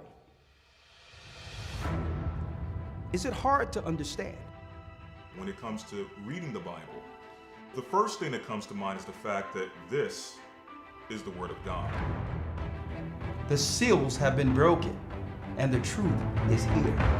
And when we go throughout the scriptures, when we go throughout extra biblical records, we find that the language that God employed, that He used to create the heavens and the earth, was the Hebrew language. Christ said, I came for the lost sheep of the house of Israel. But yet no one, no religious leader, no religious church out there anywhere can now identify the 12 tribes of Israel. Can we? God is quite simple, but it seems as if man makes understanding Him hard. What are those mysteries? The truth of your book and the truth will make you free. The Hebrew and Bible Academy, you're invited.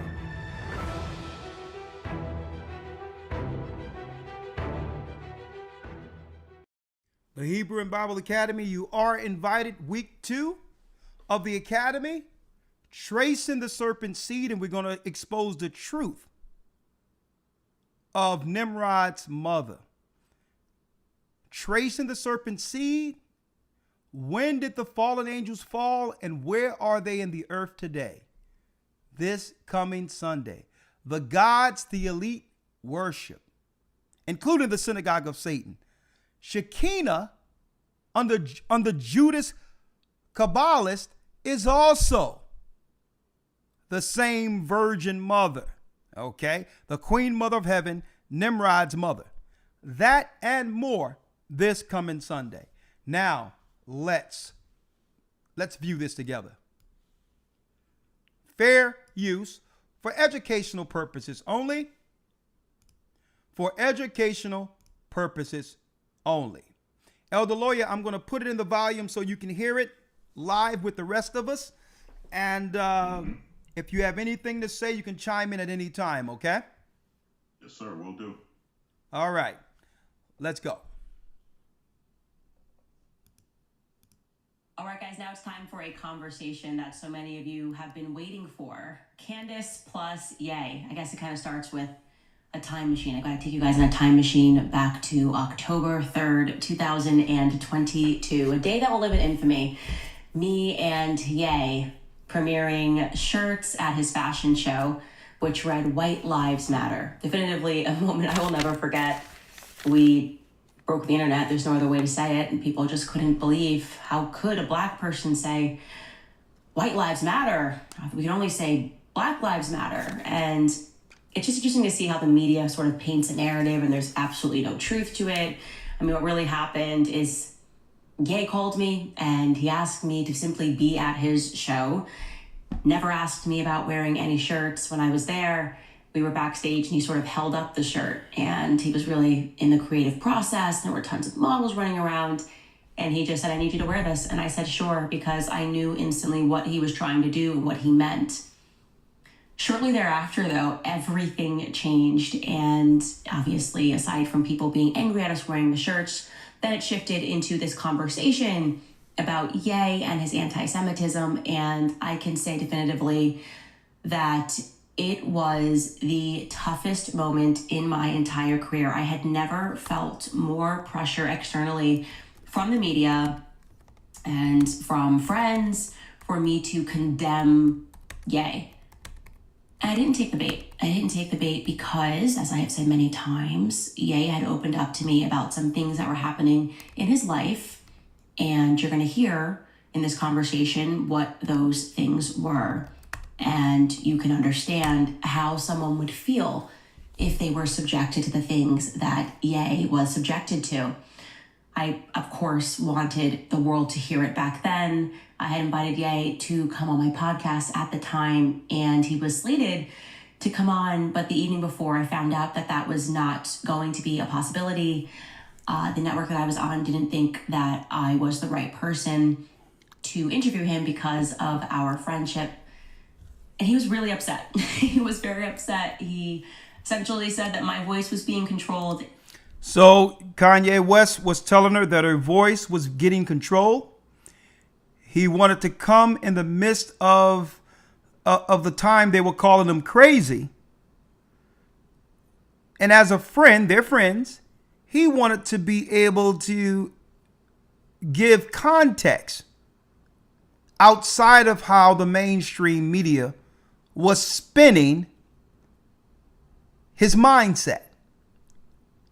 This is Kanye West's friend, right? And I have to say this, fair use for educational purposes. And of course, I believe everyone everywhere need to see this conversation amongst friends. And something overtook me in that moment. And I said, look, Ye, I obviously cannot overrule this at all. If I had my own platform, I would obviously host a conversation with you, but I don't have that right now. I do not have that right now. But and you know why I love highlighting something like this when it comes to a sister like Candace Owens? Is because why? How long are we going to tolerate them using a serious, sully image of our sisters, portraying our sisters as such before the world? When you get an opportunity to have a sister who's not just beautiful, intellectual, logical, and understand the dynamics of the world, that should be highlighted. It's very rare we see sisters like this being what? Being the image of who our sisters truly are. And that's why every time an opportunity I get to show forth our sisters in a great light like this, it's seized. And for some reason in our community where we come up, women like this who see things the way she sees it isn't celebrated. It's the Megan Thee Stallions and others that are celebrated. which is something is wrong with us. To be against Candace Owens, but allow the debauchery to continue, and how others portray our sisters as harlots before the world. Something is wrong with us.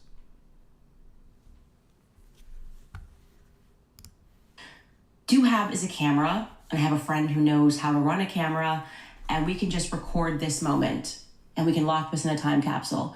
And one day I will have my own platform, and I will premiere this conversation.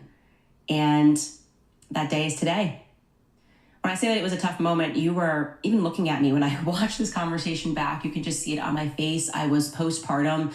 There are very few times I'm not a crier. I definitely am not a crier. That's not how I express emotions, but I remember going through this period, and there was a moment when, because I was postpartum, ladies know you have that moment where your hair sheds postpartum. And I remember dealing with the press cycle with Ye, dealing with friends and followers who said they wouldn't support me ever again unless I came out and condemned him, making a decision not to condemn him, and standing in the shower, and my hair was falling out in clumps, and I just said, please, God. I was just crying hysterically, have mercy on me. Please just have mercy on me. I just need to get through this moment. I'm a breastfeeding mom. I can't take anymore. My show's just gone 5 days per a week. Make it stop. Make it stop. And now I look back on that, and I just think everything happens for a reason. And whatever inspired me to say, let's just put on a camera, turn on a camera here, and record and have a conversation and lock it up in a time capsule. It was because that was exactly what needed to happen at that time, and a better moment for people to hear what Ye was thinking and what he had to say is right now. So guys, I invite you to listen to this conversation, Candace plus Ye. It was recorded on October 17th, 2022. I hope you like it.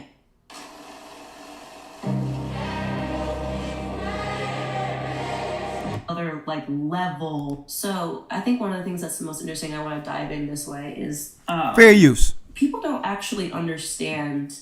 There's something about you and I coming together that the media cannot stand. Right. It's actually fascinating to me. I called you super stressed out 3 nights ago. I was just what the heck am I going through right now? It's another level that you graduate into. When we're talking about Ye, and we're talking about the media, I don't think people understand. When I see the attacks come from every angle, every side, every regard, they'll attack you on your children, they'll attack me and my relationship, they'll go after family members. My dad called me stressed from Hawaii.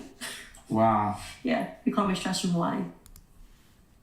Well, it's so funny that you said, you remember I talked about the gray hat and the gray hat hitting your table. Read the last text from my dad out loud. We talked about the miracles. Read out loud the last text. Wow. Read out loud. When do you want me in Hawaii?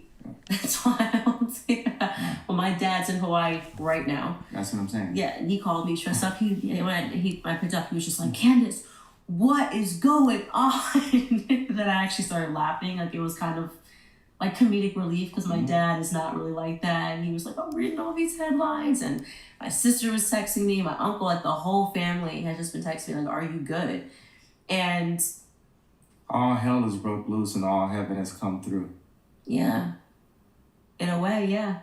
It is. It does feel like all hell has broken loose. And the last time I went through this, though, it was a similar thing. It was for some reason, the game of life was just Candace and Ye are not allowed to come together. Why? I mean, it's the impact. It's the gut feeling it's the intuition and the intellect. It's the gut with the information. It's the idea meets the study.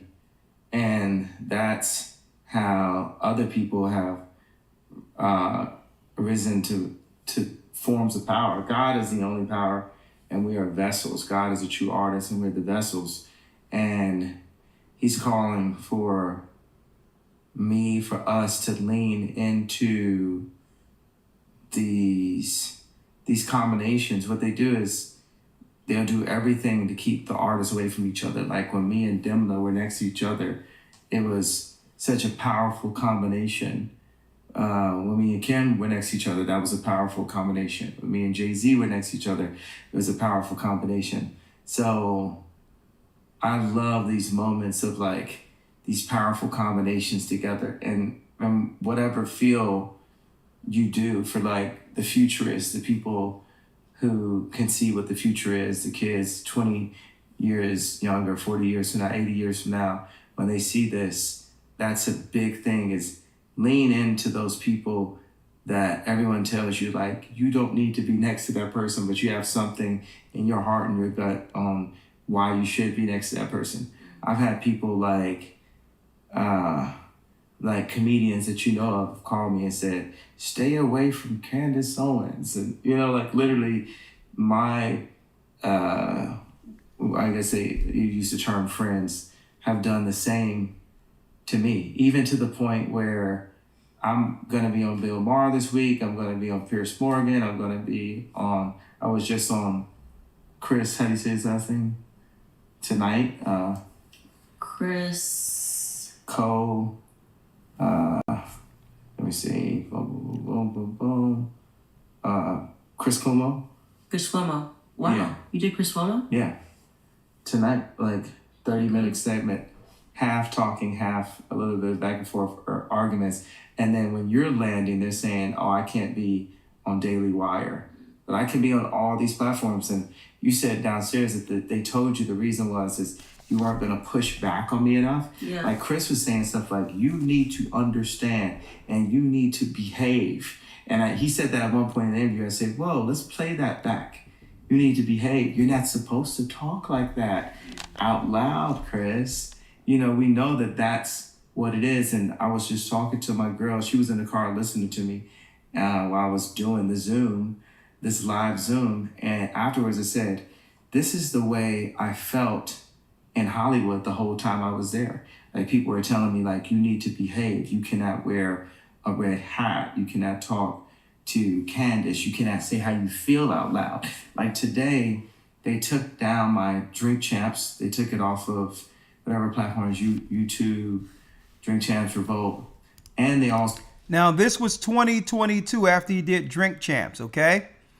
So this is revisionist history. So we're going back, and I want y'all to see how profound what happened back then. She did a private interview with him, just a talk with him, to one day allow the world to hear a conversation that's not controlled through media. Just a conversation amongst friends. So this was 2022 when this was recorded. This is fair use. We're using this for religious purposes only. We're not monetized. Fair use for educational purposes only. Also took me off of the Balenciaga sites, and I just looked at my girl and said, yo, I'm so happy. I'm so happy. Like, I'm so happy because I have this freedom from beholding to these brands that say, we only rock with you under these conditions. Like, we can have you be a black person, but only a black person that says is wearing a Black Lives Matter t-shirt. Which at this point, now that I've worn a White Lives Matter t-shirt, I'm totally fine with wearing a Black Lives Matter t-shirt, as well, because all lives matter. But even all lives matter would have, I cut what I'm saying, this train of thought. No, you're making perfect sense to me. I had two thoughts today. The first, I had a lot of thoughts today. I didn't just have two thoughts today, just to clarify. Yeah. But I was thinking earlier about when is the first time that I heard Ye was mentally ill, right? Mm-hmm. So I grew up on your music. Obviously, everybody knows, like when you first were spitting through the wire, Mm-hmm. and you had a remarkably long career in the public sphere, and nobody had ever called you mentally ill, right? And now, no matter what you say, when you don't exist under, I would just call it Hollywood terms, their number one rebuttal, if you have an idea, you're saying things that, well, he's mentally ill. And he already said he was mentally ill because he said it on his podcast. And therefore, we don't have to listen to anything else that he has to say because we already said he's mentally ill. And so I actually researched when is the first time that the public told us this.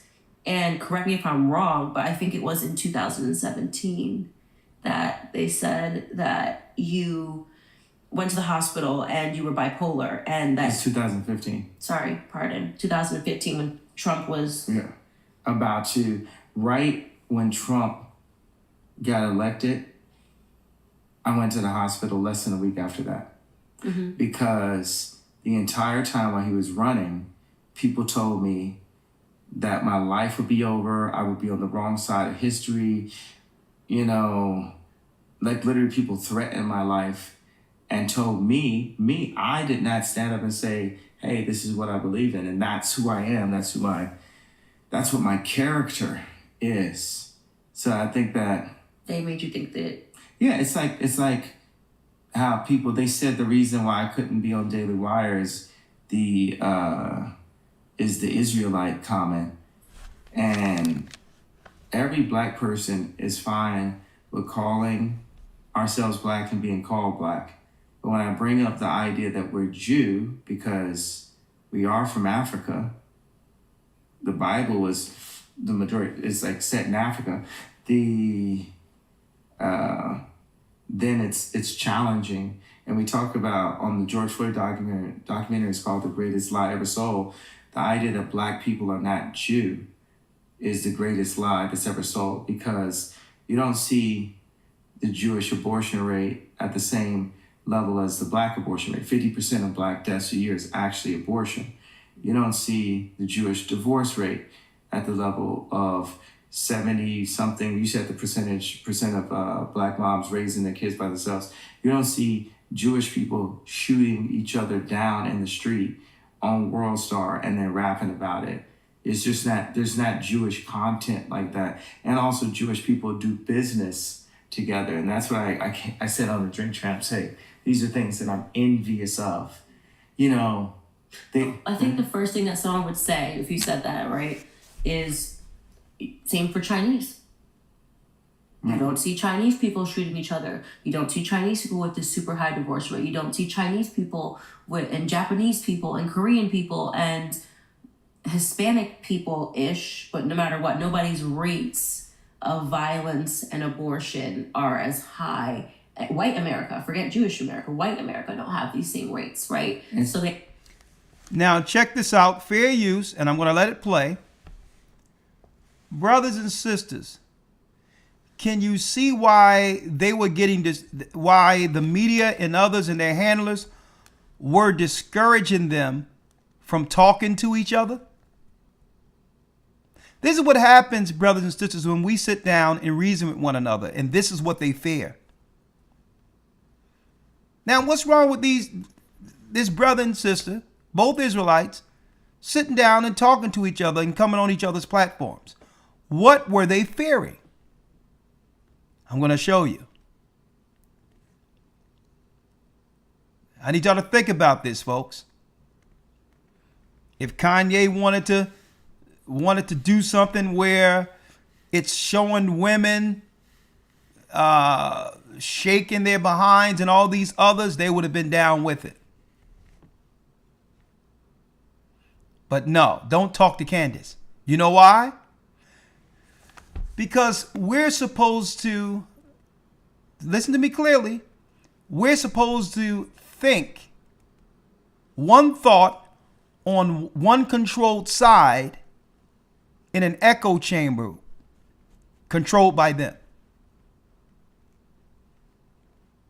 We're the only people that's all Democrats. That's idiocy in of itself. Mm-hmm. That's idiotic. There's no race of people where there's just one thing. They vote on what will interest them personally for the next 4 years. They go into policy and see how it's going to affect their finances. Right? And then they vote accordingly. White people flip-flop from Democrat to Republic like changing slacks. It depends on what administration is going to affect their business. We're the only people where the voter block is one way, and we don't even know why. That's how crazy that is. We have no idea why they only allow us to think one way. Fair use. They ask why isolate Jewish American population? Well, for black people, okay. Now you notice Kanye said he's an Israelite too, right? But let's go. With the rates of that ours being higher, we're still, you go see the slave movie, you see like a slave get their teeth pulled out in front of another slave. We're still getting our teeth pulled out, literally like in jail. I have friends whose, family members went to jail and they got killed by an officer. And Fair use.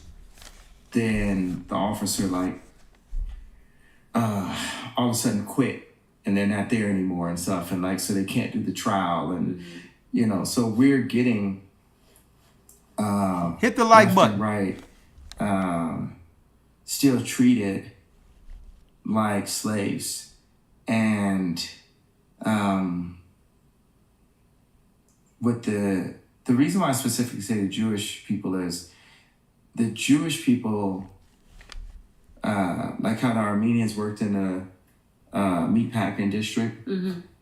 The Jewish people came into power in the 80s, truly, when the divorces started happening because of Wall Street, because the Catholic lawyers wouldn't divorce people, and they came into money the way how the darker Jews, the black people, are coming into money now. And they had to, and they did a great job. They colluded.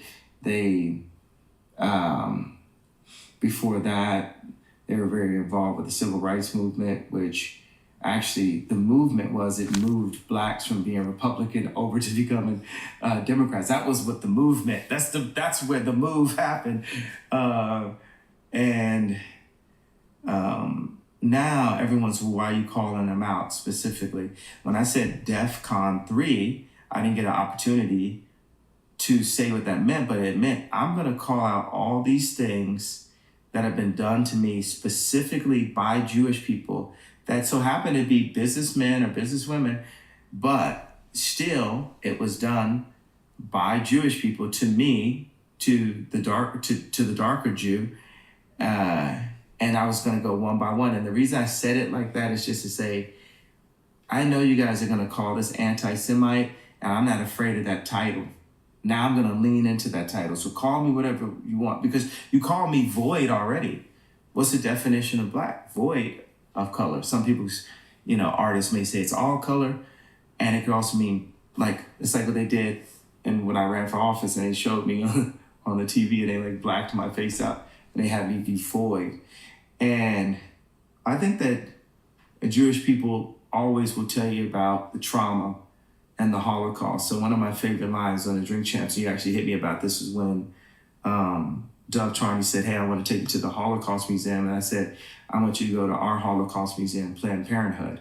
We're still in the Holocaust. 6 million Jewish people died in the Holocaust. Over 20 million darker Jews, black people, have been aborted. More babies are aborted in New York at this point than born at this point. And my thing about the media, the majority of the media, over 50% of the media, at least it's probably 80%, but over 50% of the media is run by Jewish executives. And they allow all of this abortion-driven content that more affects the darker Jew, the black people, more than any other race. But then you ask, because you can't even Google, when you Google Jewish abortion rate, it'll be one piece of information. The next information is from 4 years ago or something. There's no information about it. And if I attempt, my mom said try and spell it. If I fail by attempting to have a conversation with a Jewish person about the abortion rate, they won't allow the conversation to be had. That's why I said, hey, I'm Me Tooing the Jewish race. That's saying, hey, you guys got to come up and say, did you do this or did you not do this? And I'm calling a lot of times say people feel like I'm very selfish driven because I'll talk about things I specifically went through. So I said, okay, well, I'm this voice for the actors, the musicians, the athletes. Specifically, I know are in situations where at least 4 of the people that they do business with are Jewish, and those people know each other, and the athletes come and go, and that 4, 5, 6, 8 people remain. The athletes come and go like cattle in the stable. The actors come and go. The musicians come and go. And that mainstay of that Jewish, just say crew, because it sounds less ramped up than mafia, right? The mob sounds less mentally ill. So let's say there is definitely a crew. And I've been there and I've been talked to certain kind of ways. And you know who else wouldn't be talked to a certain kind of way? Kobe Bryant. You don't get talked to a certain way. I don't get talked to a certain kind of way. So things that I'm saying out loud, hyped up or calmly, I'm saying things 5 times a day that Black people, leaders, that specific Black people, just leaders throughout time, have been killed for things that we're doing 5 times a day. So one thing for the Black community and all of this like woke culture and, you know. Real All right, quick, Salaki, sir, if you had something to say, Elder Lawyer?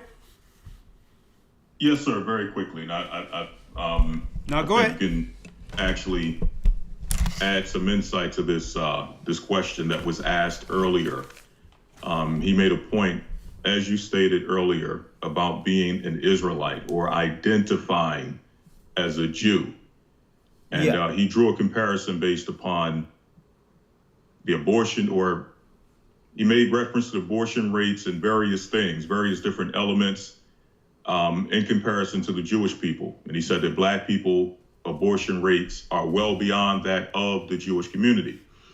And she asked a very good question. The question is, well, why draw that comparison specifically between Black people and Jewish people when there are other ethnicities, other cultures, other identities who also don't abort their children at the same rate as Black people? Why specifically draw a comparison between Black people and Jewish people? Yeah. And I'm going to open that more so as a layup for you to answer that question, as far as why do we, or why should we draw a comparison more so between these 2 particular nations opposed to any other nation on the earth? And again, the reason I ask this is because he answered portions of it, but sometimes with Kanye, we know with Kanye, sometimes it takes him a while. He goes around the world and then comes back and drops a few pieces. Yeah. You got to try to put things together. Yeah, and what we want to show is the reason why it's important to actually have the biblical understanding to be able to answer these questions from a biblical / historical perspective. So Exactly. Well, I had it queued up, and I'm glad it was because sometimes as an artist, you know, Kanye, he would like to be called. Sometimes he speaks in abstract, right? And I'm saying, but that's a nice way to put it. Yeah, but that's what makes him, believe it or not, the artist he is, because he'll deal with an angle, even in dealing with the music, that you wouldn't expect, and his mind works like that. So and that's why I have this queued up, right? I had it queued up because he would go somewhere else and bring it back. Well, the reason why, when she jumped up and talked about the Asians and others, why the comparison to Jews? Well, number one is you have one who's claiming Israel according to religion or whatever the case is, and you have another that's claiming Israel according to ethnicity. So in comparison, if we're going to have sympathy and empathy and finances towards one Holocaust, which is 6 million, how much more should be towards those who are of the bloodline of Israel? This isn't a Gentile conversation. It's an Israelite conversation. That's number one, right? That's number one. So we have what? we have a blueprint on what to do when some people are Holocaust. So what he's saying is, well, okay, I'll go to your museum, but why forget about the Holocaust our people are currently experiencing? And what makes what happened to you more important than what's currently happening to us? And it's what? It's a valid conversation. It's not denying what happened to them. It's saying, well, okay, well, since there have been Holocaust and atrocities against the people, what about us? And if that's the case, and I'm glad you went there, Elder Lawyer, we have to go to Margaret Sanger, who so happened to be Jewish, and she came up with the Negro Project, the eugenic plan for Black Americans that became Planned Parenthood. And what she said was that she was going to make a move to recruit those of our ilk who are educated and or religion or have religious influence in the community to help push a level of depopulation or less children amongst the Black Americans. Okay? So, who's going to say something about that? And here's a few quotes. All children born beyond what would be required to keep the population level must necessarily perish. She was speaking about us. Unless room is made for them by the deaths of grown persons, we should facilitate instead of foolishly and vainly endeavoring to impede the operation of nature in producing this mortality, right? There's quotes all through here of the plan to make it where even though it's pro-choice, it would be what? It would be predominantly done to get rid of Black people, okay? And it would be a societal norm backed by government for population control to actually get rid of Black people, okay? Now check this out. The Review printed an excerpt of an address Sanger gave in 1926. In it, she said, this is her quote, "It now remains for the United States government to set a sensible example of the world's by offering a bonus of yearly pension to all obviously unfit parents who allow themselves to be sterilized by harmless and scientific means. So incentivize paying people not to have children. In this way, the moron, speak of our people calling us stupid again, and the diseased would have no prosperity to inherit their unhappy condition." That means, why pass down poverty? Why pass down, senselessness? Let's get rid of them so that they don't destroy the future generations. This is her quotes. "The number of the feeble-minded," she called us, would decrease, and a heavy burden would be lifted from the shoulders of the fit. So all through here is what? Is quotes. And then they had what? The Harlem Clinic. In 1929, 10 years before Sanger created the Negro Project, the ABCL, and you need to look at the people that's behind the ABCL, laid the groundwork for a clinic in Harlem. A clinic in Harlem. Huh?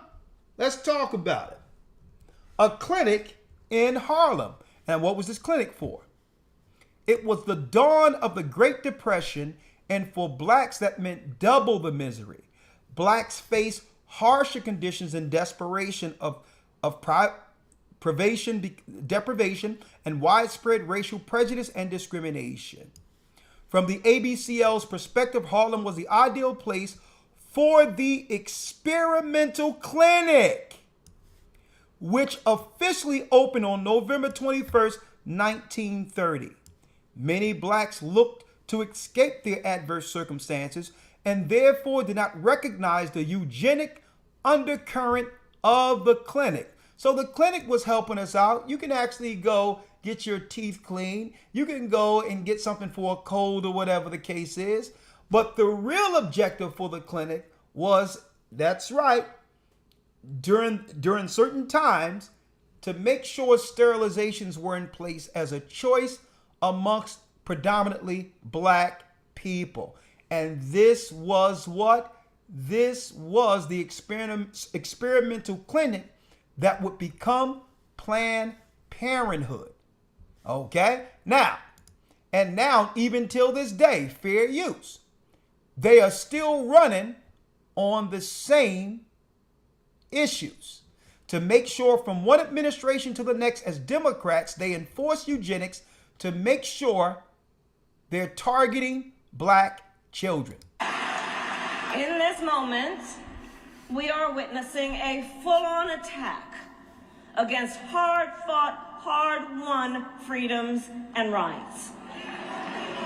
Take reproductive freedom. Now think about this.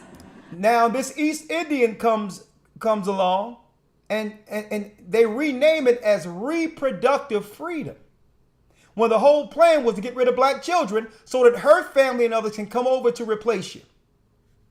Donald Trump said he wants to punish women. He never said he wanted to punish women. He wanted to make it where life is better for them to be able to raise their children without the threat of their children going through a wood chipper. And as a result of his actions, today in America, 1 out of 3 women live in a state with a Trump abortion ban. 1 out of 3. Oh, that's bad. An abortion ban. Oh, we can't have that. We need our pound of flesh of Moloch children. Now, y'all see that? And this is what Kanye is talking about. Imagine if legislation was drawn against any other race of people, especially what happened in the Holocaust, that would lead to their children not even getting born. Death against a race of people in plain sight. And not only that, folks, they have legislated it. They're running on it. And no one is saying anything. And Elder Lawyer, that's why I had that queued up. Because everyone is ignoring the Holocaust that has been legislated since the 20s to target and to kill off our people. Right. Right? Thank you. No, Charlemagne and different things. It's like, bro, this is getting ridiculous at this point. People got to put some respect on the fact that I'm actually brave enough to say this out loud. Like, that's what's lit. That's what God is inside of me. That's why I feel so good to be used. You done got me to a point, y'all call me so many names. You've disrespected me. For 3 years, Forbes wouldn't call me a billionaire. It is important if people are calling you crazy to be like, oh, but I'm a billionaire, because it's like, it's not me being classist. It's just me fighting against that, saying, okay, you're calling me crazy, but I must be doing something right now. Now, Elder Lawyer, let me go to, I got a few points that are already marked, right? So Yep. Let me go directly 10 minutes up real quick. 10 minutes up. With the, I have to word it the right way, but Fair with use. with 2024, coming 2 years from now, whoever ends up into office by 2024 has to bring the country together. There's no more of this divide. So that means the funny thing about the Jewish media is I have their attention. They love me. They always love me. I have their Now attention. you're referring to media executives. So like, Executives, yeah. yeah, so like TMZ is owned by Harvard, and that's one Hollywood publication that would like be writing about you all the time. Yeah, exactly. So Harvey Levin. But Harvey, Jewish. my name is Jay. It's not Kanye West. I take it like you calling Caitlin Bruce. Like my name is Jay. Like, so those little things. Also refer to me as billionaire. Christian billionaire, yay. Matter of fact, I may legally change my name to Christian billionaire, yay. So you'll be forced to call me Christian billionaire, yay. So because since my name is Jay, I got a lot of room to extend it on the other side. I'm doing a prefix. What's the I had a train of thought that I was getting to. You were saying the Jewish media, and I just interjected to say you're talking about specific people in media. But what was I saying about the Jewish media? I don't want to kind of ramble to find my point. Fair use. Yeah. It's a really good point. Because even we're in that ticket, I'm a bit sleepy. Yeah. It's just that's what made Through the Wire. I'm going to do podcast sleepy from now. When I do Bill Maher 2 days from now, I'm going to go in sleepy. Right? Because I have so much energy as alien level African king that if you put me in a normal podcast situation with an antagonistic media person, then they can get me to look as animated as they would want me to be on stage or on a basketball court. But in that setting, I have to speak. So now I figured out the code to be as calm as, they would like me to be in these situations. So, but man, I'll get back to it after. Otherwise, we'll have another conversation where we could find what we were saying. Yeah.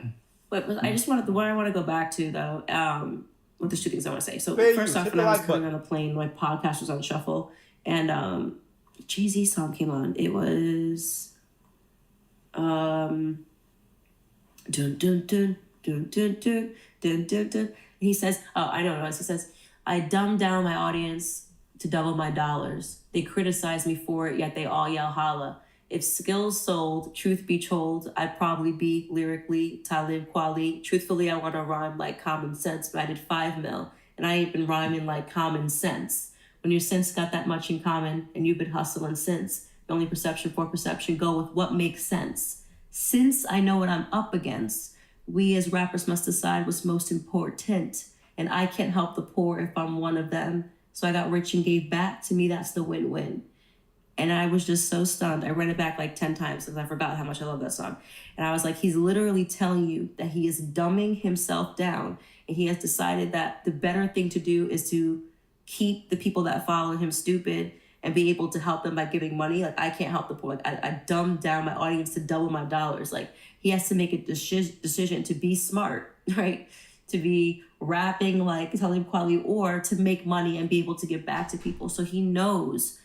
And this made me think of you because you said on that podcast that got taken down that information is the number one resource, right?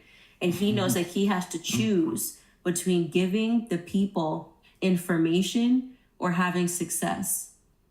And I was stunned by the verse. And what record label was he on that helped influence that decision?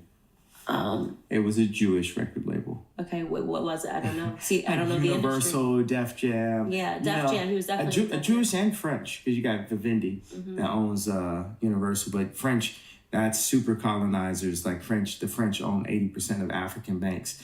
The French owns 80% of African banks. Who knew that?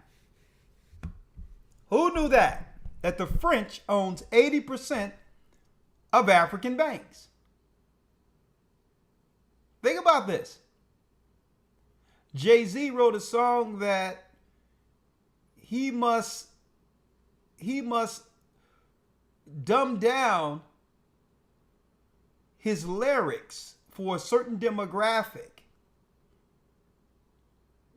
to sell records. And what he do is give back money when he can to the same people when he really could help them with knowledge. Right? Now, he's about to say some profanity, so I'm going to skip past his profanity here, and I'm going to the 36-minute mark. All right? Fair use for educational purposes only. All right? The head. We're under the fire, and we're the firefighters. But in order to be a good firefighter, you got to be willing to run into that fire. And that's what makes me the number one firefighter. That's what makes me Michael, because I'll run into that fire. Everyone knows that I'll run into that fire for the people in the burning building. Who's the people in the burning building? All of society. Because blacks and rappers are the thought leaders. We're like everyone, people, Fair use. you know, if you go to a college, people have different majors, but everyone majors in Drake at the college. It's very few people, even if they don't particularly seek to listen to him, everyone in the college knows the song. So that becomes then the information, a part of people's curriculum and DNA of the way we think. And what I've been saying is like the idea of free thought, the White Lives Matter t-shirt, that's an idea. Let's talk about idea separate to that t-shirt. You have the idea for civilization to move forward. What do we do in marches? We marched. And what's marching? Walking, right? In order to walk, what do you need? Both legs in order to walk. How do both legs work? One foot in front of the other, one foot in front of the other. So watch this. An idea is your left leg, and actualizing, I like it better than execute, like universal positive forward movement language. You actualize with your right leg. You think the idea with your left leg. You actualize, you're moving forward, right? But if you go into a place where there's thought police, they put the innovators into a place of crawling, and our civilization is no longer moving forward. And you can believe it or you cannot. And I can like classify as a black person, this and that, but I'm challenging all the systems one by one, right? That we will be happier. And not only, I don't love the word utopia, it seems over the top. Not only find a happier way to live, we will actually survive, because we can't survive by being oppressed, by having our thoughts oppressed and being afraid to say what we feel, because, hey, you know what? We could feel something for a bit, you know, and then if you get to do it, you can get over it. Like sometimes like a kid can have a chocolate binge and they get the stomach ache and it only happens one time. Or they can go and touch the stove and they get burnt and it only happens one time. Right now, we're not getting the opportunity to touch the stove. If I hadn't went so far, said the word DEFCON, right? DEFCON, then we couldn't have had an open conversation about what Jewish execs are specifically doing. All of the conversation would have been said to be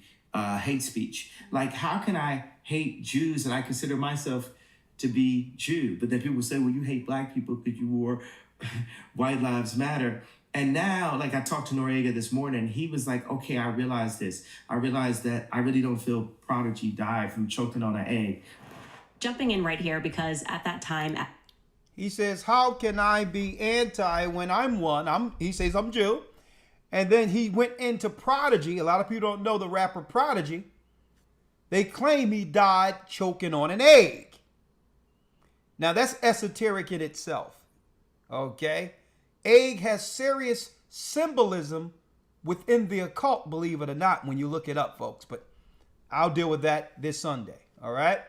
But anyway, as you can see, both of us were really sleepy. It was very late at night. We were having that discussion, and I hadn't even fully comprehended what he said there when he said that people don't believe that Prodigy choked on an egg. And I had no idea what he was referring to. And I just wanted to let you guys know that there was a rapper named Prodigy who began speaking out about the Illuminati. He basically said, I have this platform and I want to use my platform for good to wake up the masses to what's really going on in society. And so I am going to dig up this old clip of Prodigy right before he mysteriously choked on an egg.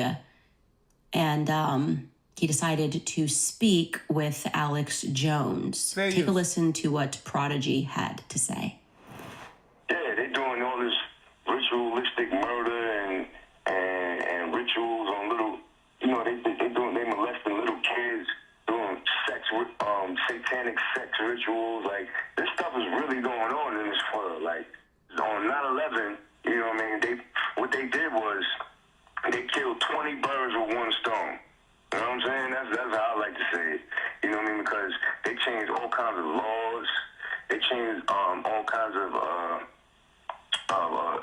people's mentality, the way they look at the world. They pulled off one of the biggest ritualistic murders, you know what I mean, that ever happened, you know what I mean, live for the whole world to see. So there you have it. That is Prodigy. And like I said, he then mysteriously choked on an egg. Maybe the first person in human history to have choked on an egg in some capacity after speaking out about the Illuminati. Let's jump back into my conversation with Ye. I really believe in a lot of the things that you're talking about, but we'd rather just accept the pain. Pain is like first thing that drugs that we get, you know, as Black people is like sugar and then pain. And pain because of, and I know because I have a tendency, you know, to be masochistic. It's part of my superpower, right? Like the ability to Deadpool the pain, to overcome, like, but I'm telling you, like a good comment, a bad comment, someone calling you something can change how you feel. People have sent me so many comments about, you know, me standing up about the information with Black Lives Matter and George Floyd that I actually felt happier today. Like today has been my happiest day, right? Because obviously there's, you know, you showed in your documentary that they hired thousands of people to go out in the street and there's a currency for outrage. But there's also really intelligent Black. A lot of people don't know that they hired people to go out. A lot of our people weren't tearing up these streets. These were provocateurs, illegals. They was moving homeless people into certain camps to have a certain voter block by the time the election would come. And I'm looking for that to happen again with immigrants. So using George Floyd and all of that, and even the measures for the virus as a cover leading up to the election. Candace dropped a lot of that. And I was like, whoa, this is deep. Now, one thing, Elder Lawyer, that he's, because, you know, like I said, he speak abstract. He mentioned the fact that one other person who really doesn't allow, hold on, let me go here. Let me get here. Right here. Yeah, Lawyer, he also mentioned another person who couldn't be controlled was Kobe Bryant. Now, I really would like to know where was Kobe on his way to the day that he was taken down. But all in all, they did say that Kobe, Elder Lawyer, was working on a project that was going to, for all sports in the United States and will expand abroad. It was for athletes' financial literacy, where out of college, they would come into a course that he would provide that all of the athletes would put money into that will allow them to be able to manage their own money, because too many players was coming up broke after failed investments that they were doing with some of these accountants and others who their agents would bring in. So Kobe understood that what the scam was. And he said, well, listen, I'll do a whole business for financial literacy for athletes, not just throughout the United States, but throughout the world, where before you come out of college, you'll understand what to do with your money, because I'm going to show you the model. He was going to use his model so that all the athletes can keep money and have some money after retirement, be it that the average athlete only played for about 4 years. So he was coming up with a plan where all athletes coming out of college, doesn't matter what you play, would understand how to handle your own money without these vultures coming in to actually take your money through bad investments and then claim, well, it went belly up, right? So I don't know exactly what was happening, but I know that Kobe he had a business that he wanted to help our people. And through that, more money would have came back into our communities. And I believe that would have gotten in front of them being able to do what they're doing with the replacements, right? And this is all alleged, but there were conversations out there that he was dealing with athlete financial literacy. All right. Black people that are tired of our narrative being forced down, forced to us.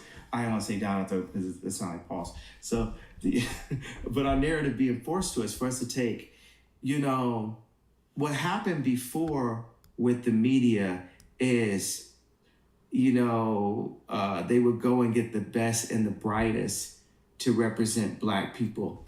And there's been a shift.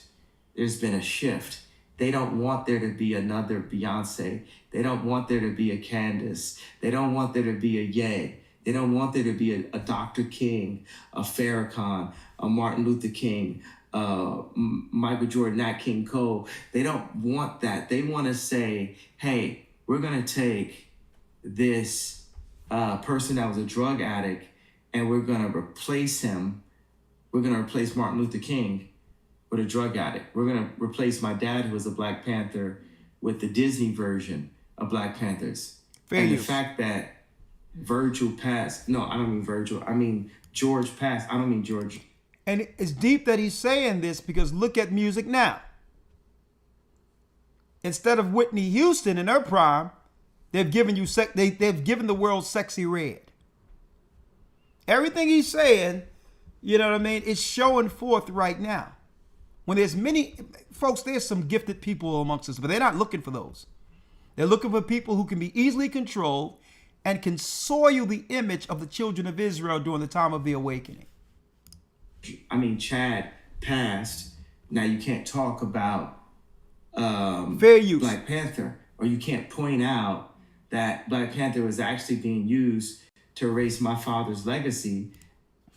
The reason why he said Beyonce is not that Beyonce is perfect, and I have a problem with the beehive ideology, okay? But what he's saying is he's talking about multi-talented people who have a voice, okay? And through that voice, power.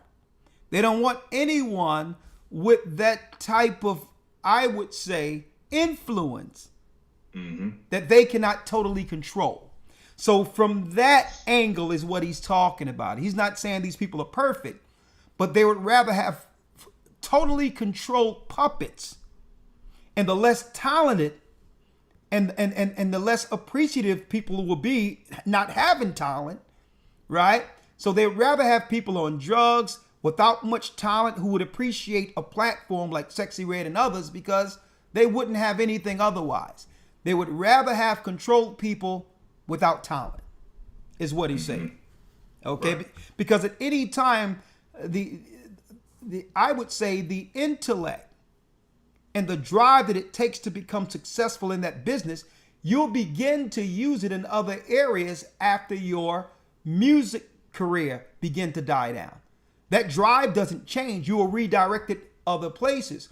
And what they fear is that people who made it from the bottom and became successful would now direct those same talents politically against the machine. So they need dumb people. In a nutshell, they need dumb people. They don't need anyone with a drive who could become successful from nothing, because once you no longer have a career, you'll aim that particular initiative against them. All right? Your mind to be able to succeed. And as you get older, you become more conservative, and they fear that you'll begin to think about helping your people. In a nutshell, really, that's what they fear. Okay? And what he fought for as the actual Black Panthers. And also, if you go to this one, I think it's called Maleficent, this other Disney film. If you look up Moors, there's a black guy with wings on next to Maleficent. But that's not who the Moors were to us. And it's so funny. The first thing I said when I wore the White Lives Matter t-shirt and we were in Paris, I said, you can't un-Google this. But they took the interview down. So they're in the process of slowly un-Googling me. They're in the process, mark my words, they're in the process of un-Googling me. And fair use. It's it's a balance. There's like an argument that's happening inside of the Jewish media right now. Like, do we give him the platform? Do we not give him the platform? Because not giving you the platform is almost proving your point. Yeah. Right? So if you have a Jewish executive who makes a decision that you're not allowed to be on the platform, then you go, okay, well, you prove my point, right? Whereas That's why we're in your house right now. Because they wouldn't let us talk on Daily Wire, specifically for me having the claim, the possibility that the darker Jew known as blacks that came from Africa could possibly be Israelites, that could possibly be Jew. And I was just to be super open, I was confused by. Hold up. I'm going to have to go back on that. Because he's emphasized Israelites all through this particular personal conversation that was put in the vault by Candace Owens. Candace Owens couldn't interview him because the Daily Wire in 22 said, you can't do it.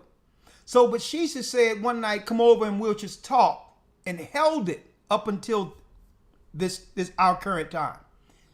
And all through this, elder lawyer, he's stating he got the greatest blowback when he started saying that he was an Israelite or a Jew. Mm-hmm. That's when he started getting all the pushback. Why?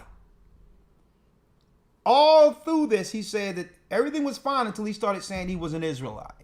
Now, if this is what he's saying, elder lawyer, with the cameras off, right? You know, I get my mind to thinking. What was him and Jay-Z talking about?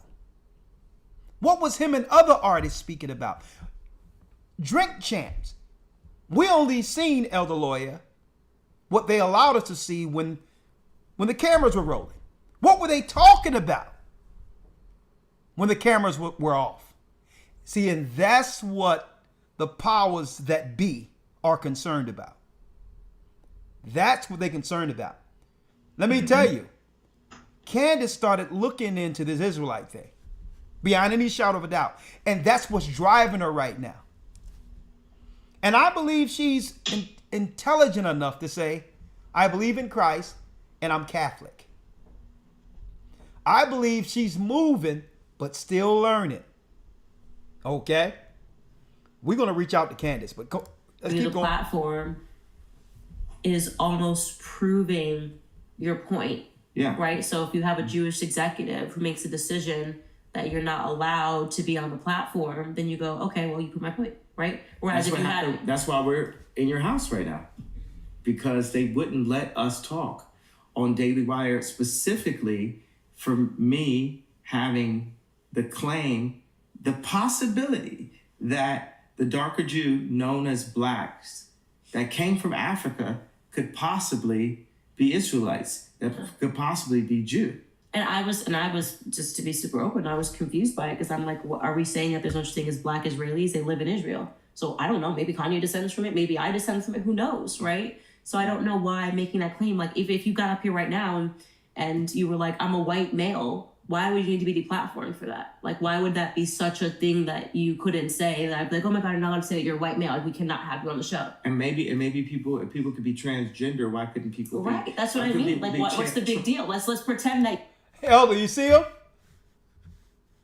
Mm-hmm. If a man can identify as a woman, and that's promoted by mainstream media, a woman can identify as a man.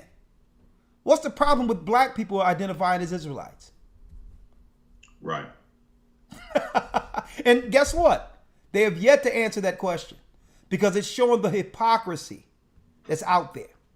You know why? Because it's really undoing the conspiracy. Because if you know you're Israelites and you link to the curse, you begin to understand and go into the Bible concerning the enemies who have always fought against the children of Israel. That's what they fear. Hence the reason I started this broadcast off, Psalms 83. Because for years, Elder Lawyer, we understood there was a hidden hand systematically attacking us, but couldn't identify exactly why it was happening and who was doing it. Right? But now we've come to the knowledge of the truth. We can avoid some of this because now we can identify those who systematically are in place to keep us down. That's what they feel. And see, you can't control someone with the truth. Right? So, hey, I give it to him though. What better way to get close to Judah and watch and control what happens with Judah? What better way to do it than, converting into Judaism? What better way? You can't get no closer to Judah than that. Right? But I digress. Fair use. You're completely making up. Why can't you just say that? Like, why is that information, like you thinking that so crazy that it can't be said, Yeah, if people could be transgender, why couldn't they be trans race? You can define who you are. Rachel Dolezal is trans race. She got her OnlyFans. She's not deplatformed. She didn't get her Twitter. And as a lawyer, another thing, before I'm going to end this real soon and open up the calls. I wonder why Candace Owens gets so much negative thrown at her from amongst our people. I'm still trying to figure this out, right? Like, for instance, and maybe someone can answer that also. It seems like people like to point out all negative when it comes to her, right? What they will excuse with someone else, they don't like her because of it. Like, for instance, she makes logical points that cannot really be refuted. And she makes logical sense.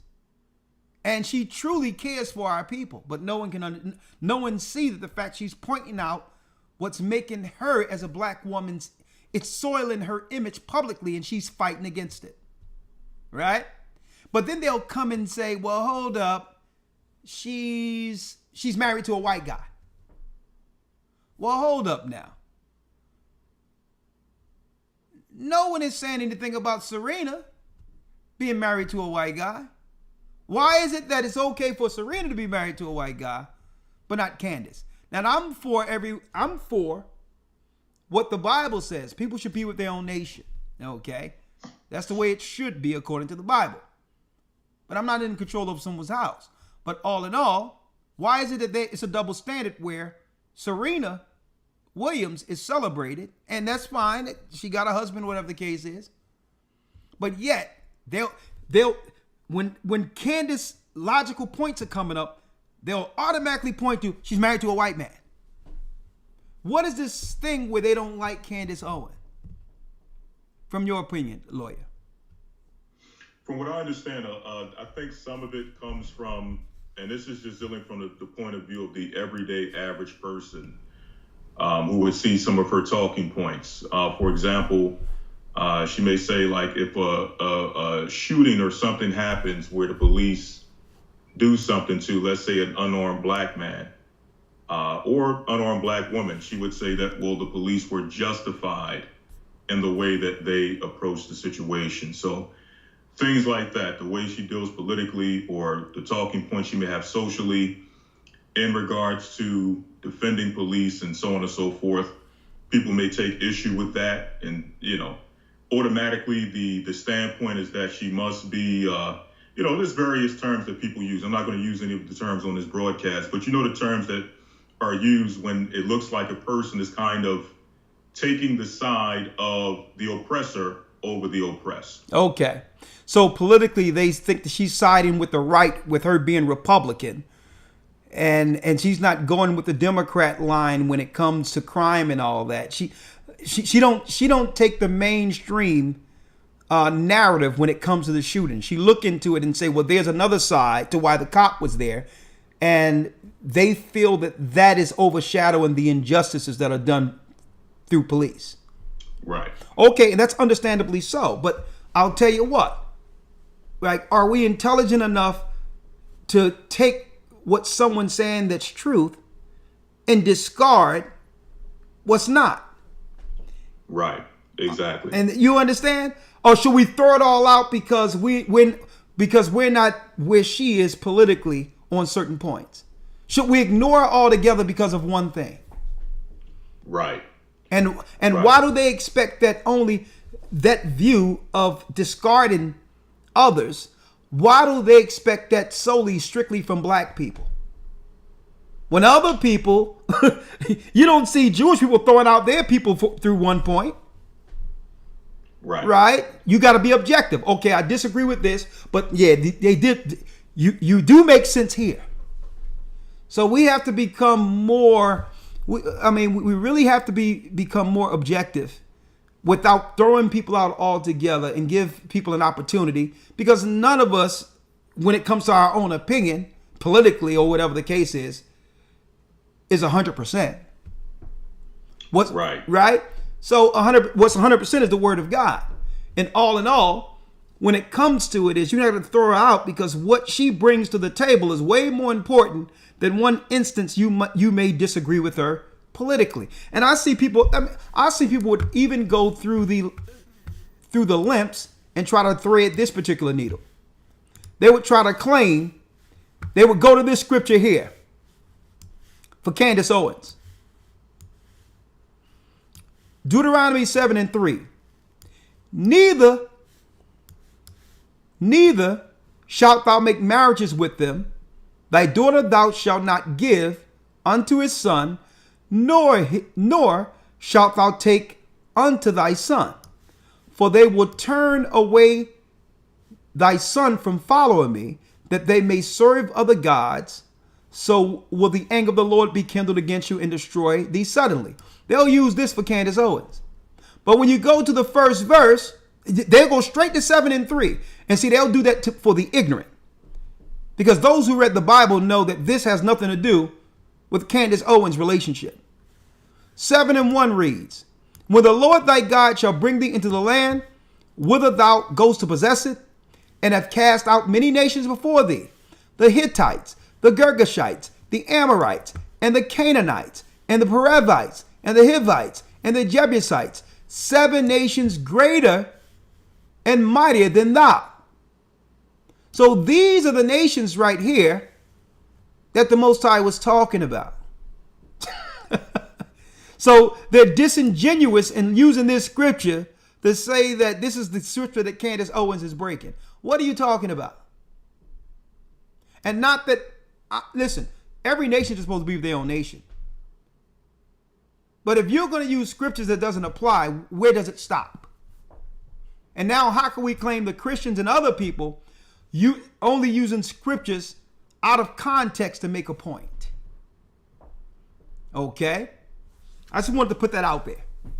Right. And on that point, I think we do have to be more objective in the way that we analyze anyone. That should be, the scriptures tell us to be objective. But the reality with that is that people only afford objectivity to people who they like. If they don't like you, if they already set it in their minds that they don't like you, automatically objectivity goes out the window. So I think that is part of the issue as well. People have already settled in their minds that they don't like her, for whatever reason they don't like her. Yeah. And because of that, even if she does say something that you can say, okay, that makes sense, that's true, they will throw that out the window because they don't like her. And guess what? And that's fine. But if you have your personal opinion on what you don't like, okay. Don't try to bring God into it to try to justify your negative view on somebody. Okay? Right. That's confirmation bias. And now you're going to use God to say, and God feel this way too. No. Right. You have your right to dislike something. If you don't have to, everyone, doesn't agree with everyone else. Everyone doesn't like everyone else. That's fine. But I believe it's wrong because I see so many people trying to use scriptures out of context. Don't try to bring God to try to back up your particular vitriol you have against a person. And the same thing we say about, even though we point out the synagogue of Satan, the injustice of the world, we're not going to use scriptures out of context and now butcher the scriptures based on our personal feelings. When the Bible says, thou shalt not abhor an Edomite because he's your brother. Yeah, but God hated Esau. Okay, but you're not God. The Most High said, you are not to abhor an Edomite. Now what? Oh man, you just want to love white people. See, that's what they do, folks. Because the Bible can't confirm, they ad hominem attacks and all of that, because we won't allow people to use scriptures out of context. Feel the way you want to feel, but leave God out of it. Don't try to use scriptures to justify your biases against anybody. There's enough truth in this Bible to condemn the evil regardless of color. Okay? I can point out all the evil amongst all nations. And guess what? It goes and it cut both ways. That's what the Bible does. Okay? So this, I'm using this as an example. You can feel a certain type of way, and sometimes I'm using Candace Owens as an example. You might be right in your views. Right? But what if the sister repent? What if the Most High is taking her through something that's going to help our people? If he could change Moses, he was prince over Egypt, a rival at one time. If he can change Paul, who was killing the church, why not only that, if Christ can accept us after all the evil we have done against the laws of God, why can't we hold mercy in a path right back for our own people? And I'm going to tell you, and I said it earlier, lawyer, we're harder on our own people than anyone else. We give everyone else a pass. But there's no mercy for our own. And that's why, listen, I can listen to her objectively. I don't agree with everything she say. But right now, that young lady is on fire. And I'm talking about in a good way. She's on a path. And I can recognize that. And guess what? When Sister Esther was married to a Persian man that saved our people in Persia at that time. Hey, if I was living back then, I would be more appreciative of the fact that the Most High put in a position to help us. Oh man, I'm not going to accept living because she's married to a Persian. That's idiocy. So it's time for us to broaden our understanding, to know when the Most High is doing something beyond our understanding. Right? Twitter account taken or Instagram taken. So that's kind of the question that I had. And I also want to ask you, like, going back to your analogy, why run into the burning building, right? When the people inside of it are saying, we don't want help. Now, that's a good question, Elder Lawyer. Kanye say, well, if he the one that have to sacrifice himself by going into the burning building for his people, then tear him down then. And she comes and asks, well, why would you go into a burning building when the people are saying, we don't want you to save us? Very, very, that's a journalistic question there. Because she know the destructive policies of the Democrats. Democrats were set up to kill and destroy our people outright. They finessed us into actually switching to the party that was hanging us. Right? So she's saying you want to go into a burning building and the people, when you go into the building, they're going to kick you down the steps trying to save them. Right? Great question. Let's hear the answer. Because they're so convinced that it's not a burning building, right? So you either have the Jay-Z perspective where it's like, what I'm going to do is I'm going to send some firefighters to try to throw some water on it. Mm-hmm. Is your perspective is like, I'm going to run the building, rescue as many people as I can, and I might kill myself in the process, right? Fair use. Why not do what Jay-Z's doing? Why not do what Jay-Z doing? Jay-Z is keeping quiet. Jay-Z is moving silently. He's trying, and I'm understandably so. He's trying to avoid one of those cases that soon will be swinging his way after they're done with Diddy, right? So why don't you move? And you know why he's not going to move like Jay-Z? Because you can do everything the elite ask you to do, and they'll come after you anyway.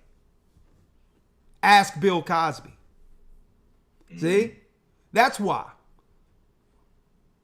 It's darn if you do, darn if you don't. So even if they don't do anything, even if they stay quiet, they're going to come after you anyway, because your catalog to them is worth more than you. Right. That body of work that you've created is going to make sure their great-great-grandchildren will never have to work again. See? They just need to find a way to get it up from under you and pay off your current family a little bit so that there's no generational wealth. That's why.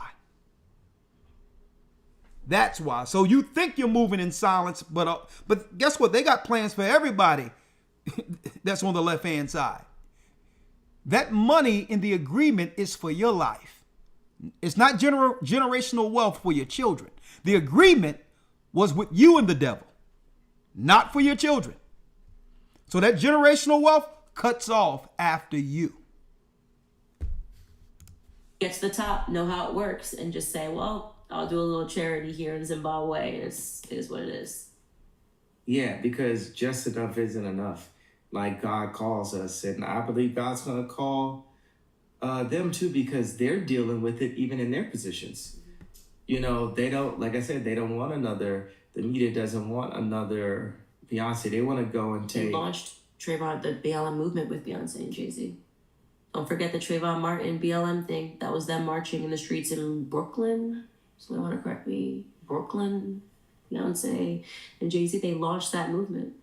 I can't say that they always, make the right decisions and stuff. They lost one of their best decision makers, being me.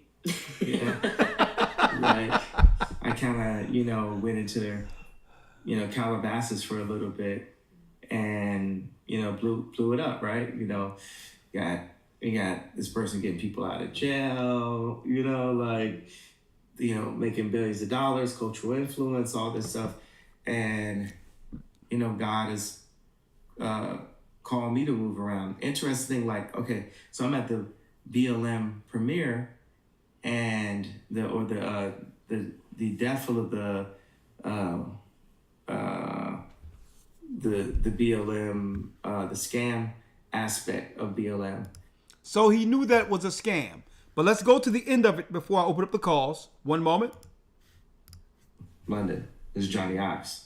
So it's that mix of those that we gotta look at all the talent on the planet and bring them into the American companies. The American companies are the super forces. So that's PayPal, McDonald's, Amazon, Google, Apple. It's like, and now, what Yeezy is slated to become, because Yeezy's got one of the two most compelling founders living. The other one is Elon. So that's us. It's like Yelon to save the world, Elon or Yelon, or however you want to word. I saw that actually up today.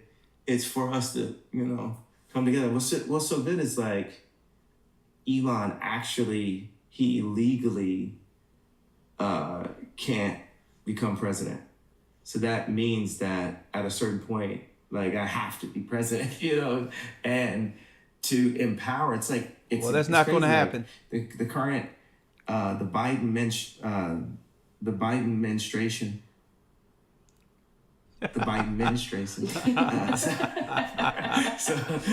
current Biden administration won't even talk to Elon. Won't even speak to Elon. Like, wait, what?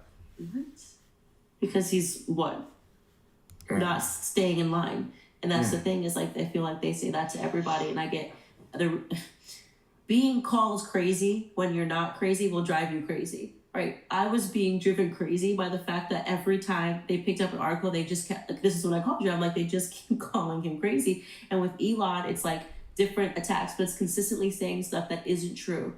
And then you have everybody else, like the masses, repeating stuff that isn't true. You know what I mean? And I just don't understand why I get frustrated. It's like, how much more success can you have before they stop?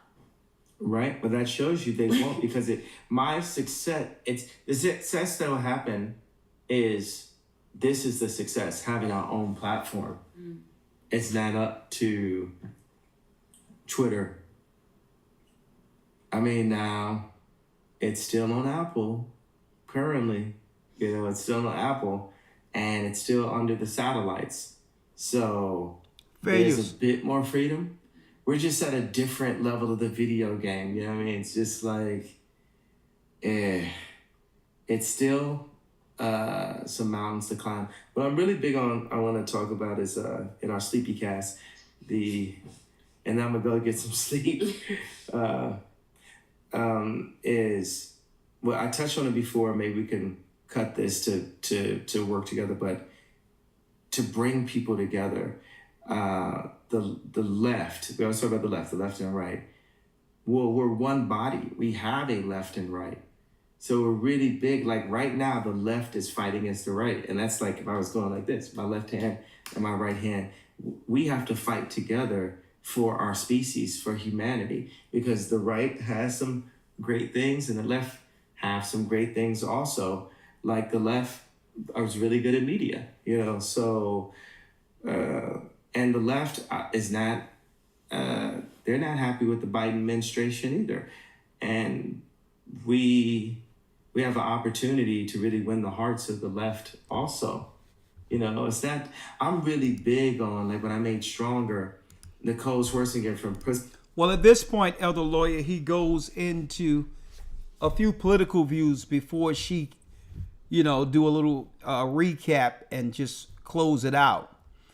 But all in all, brothers and sisters, if you can, I'm going to put in for those who came in late, I'm going to put in the chat. I'm put in the chat the link so that you all can see it in its entirety. All right. I just pulled out a few points, but obviously a lot of things he said about the country becoming more divisive by 2024 is already here. He also says a few things about Kamala in there, right? But all in all, look at it yourself. But the fact that they did this private conversation where Israelites were being spoken all through it is surreal. It's a good time to be living, and I'll tell you, I've never thought that I would be living in a time where where being an Israelite would be on the tongue of the majority of people within the earth that has influence. That's how close we are. Okay? We're no longer ashamed concerning who we are according to God. And I wanted to read this real quick, if you will. And I'm going to ask you again, Elder Lawyer, do you think that there's enough of our people that can get on code at the very end to resist what's about to happen? What's about to happen? Because I believe the last 4 years was the setup. You have to think about it. At the end of Trump's administration, the code came out of nowhere. We were doing good economically as a people. We were going up into the middle class until that happened. Then all of a sudden, jobs were snatched away. Everyone's taking the vaccine. Our communities being overran. Mail-in ballots. No borders. Immigrants came in from everywhere, pressing upon our people as if they're on a clock to get rid of us and to replace us before the election. And I want to know whether or not, do our people actually see the threat that they're currently under? Okay. And I'm going to be talking about this and more. But I want to read this because there's a good time that was prophesied. Let's go to Hosea 1 to round this out. And again, I'm going to touch on a lot of this, some more, during Patreon this particular Friday for those. And we're going to be setting up mini debates, 30-minute debates on Patreon, where people can come in and debate their point if they disagree. I don't care if they're Muslim. I don't care if they're East Indian. I don't care if they're Catholic. Hey, they can be an Israelite. If they have a disagreement with doctrine, you got 30 minutes to prove your point. And we're going to have a 30-minute face-off, okay, on Patreon, and that will be coming soon, okay? So if you want to be a part of that, the debate moments on Patreon, go to Patreon.com/agathering144, become a Patreon member, and hey, let the games begin.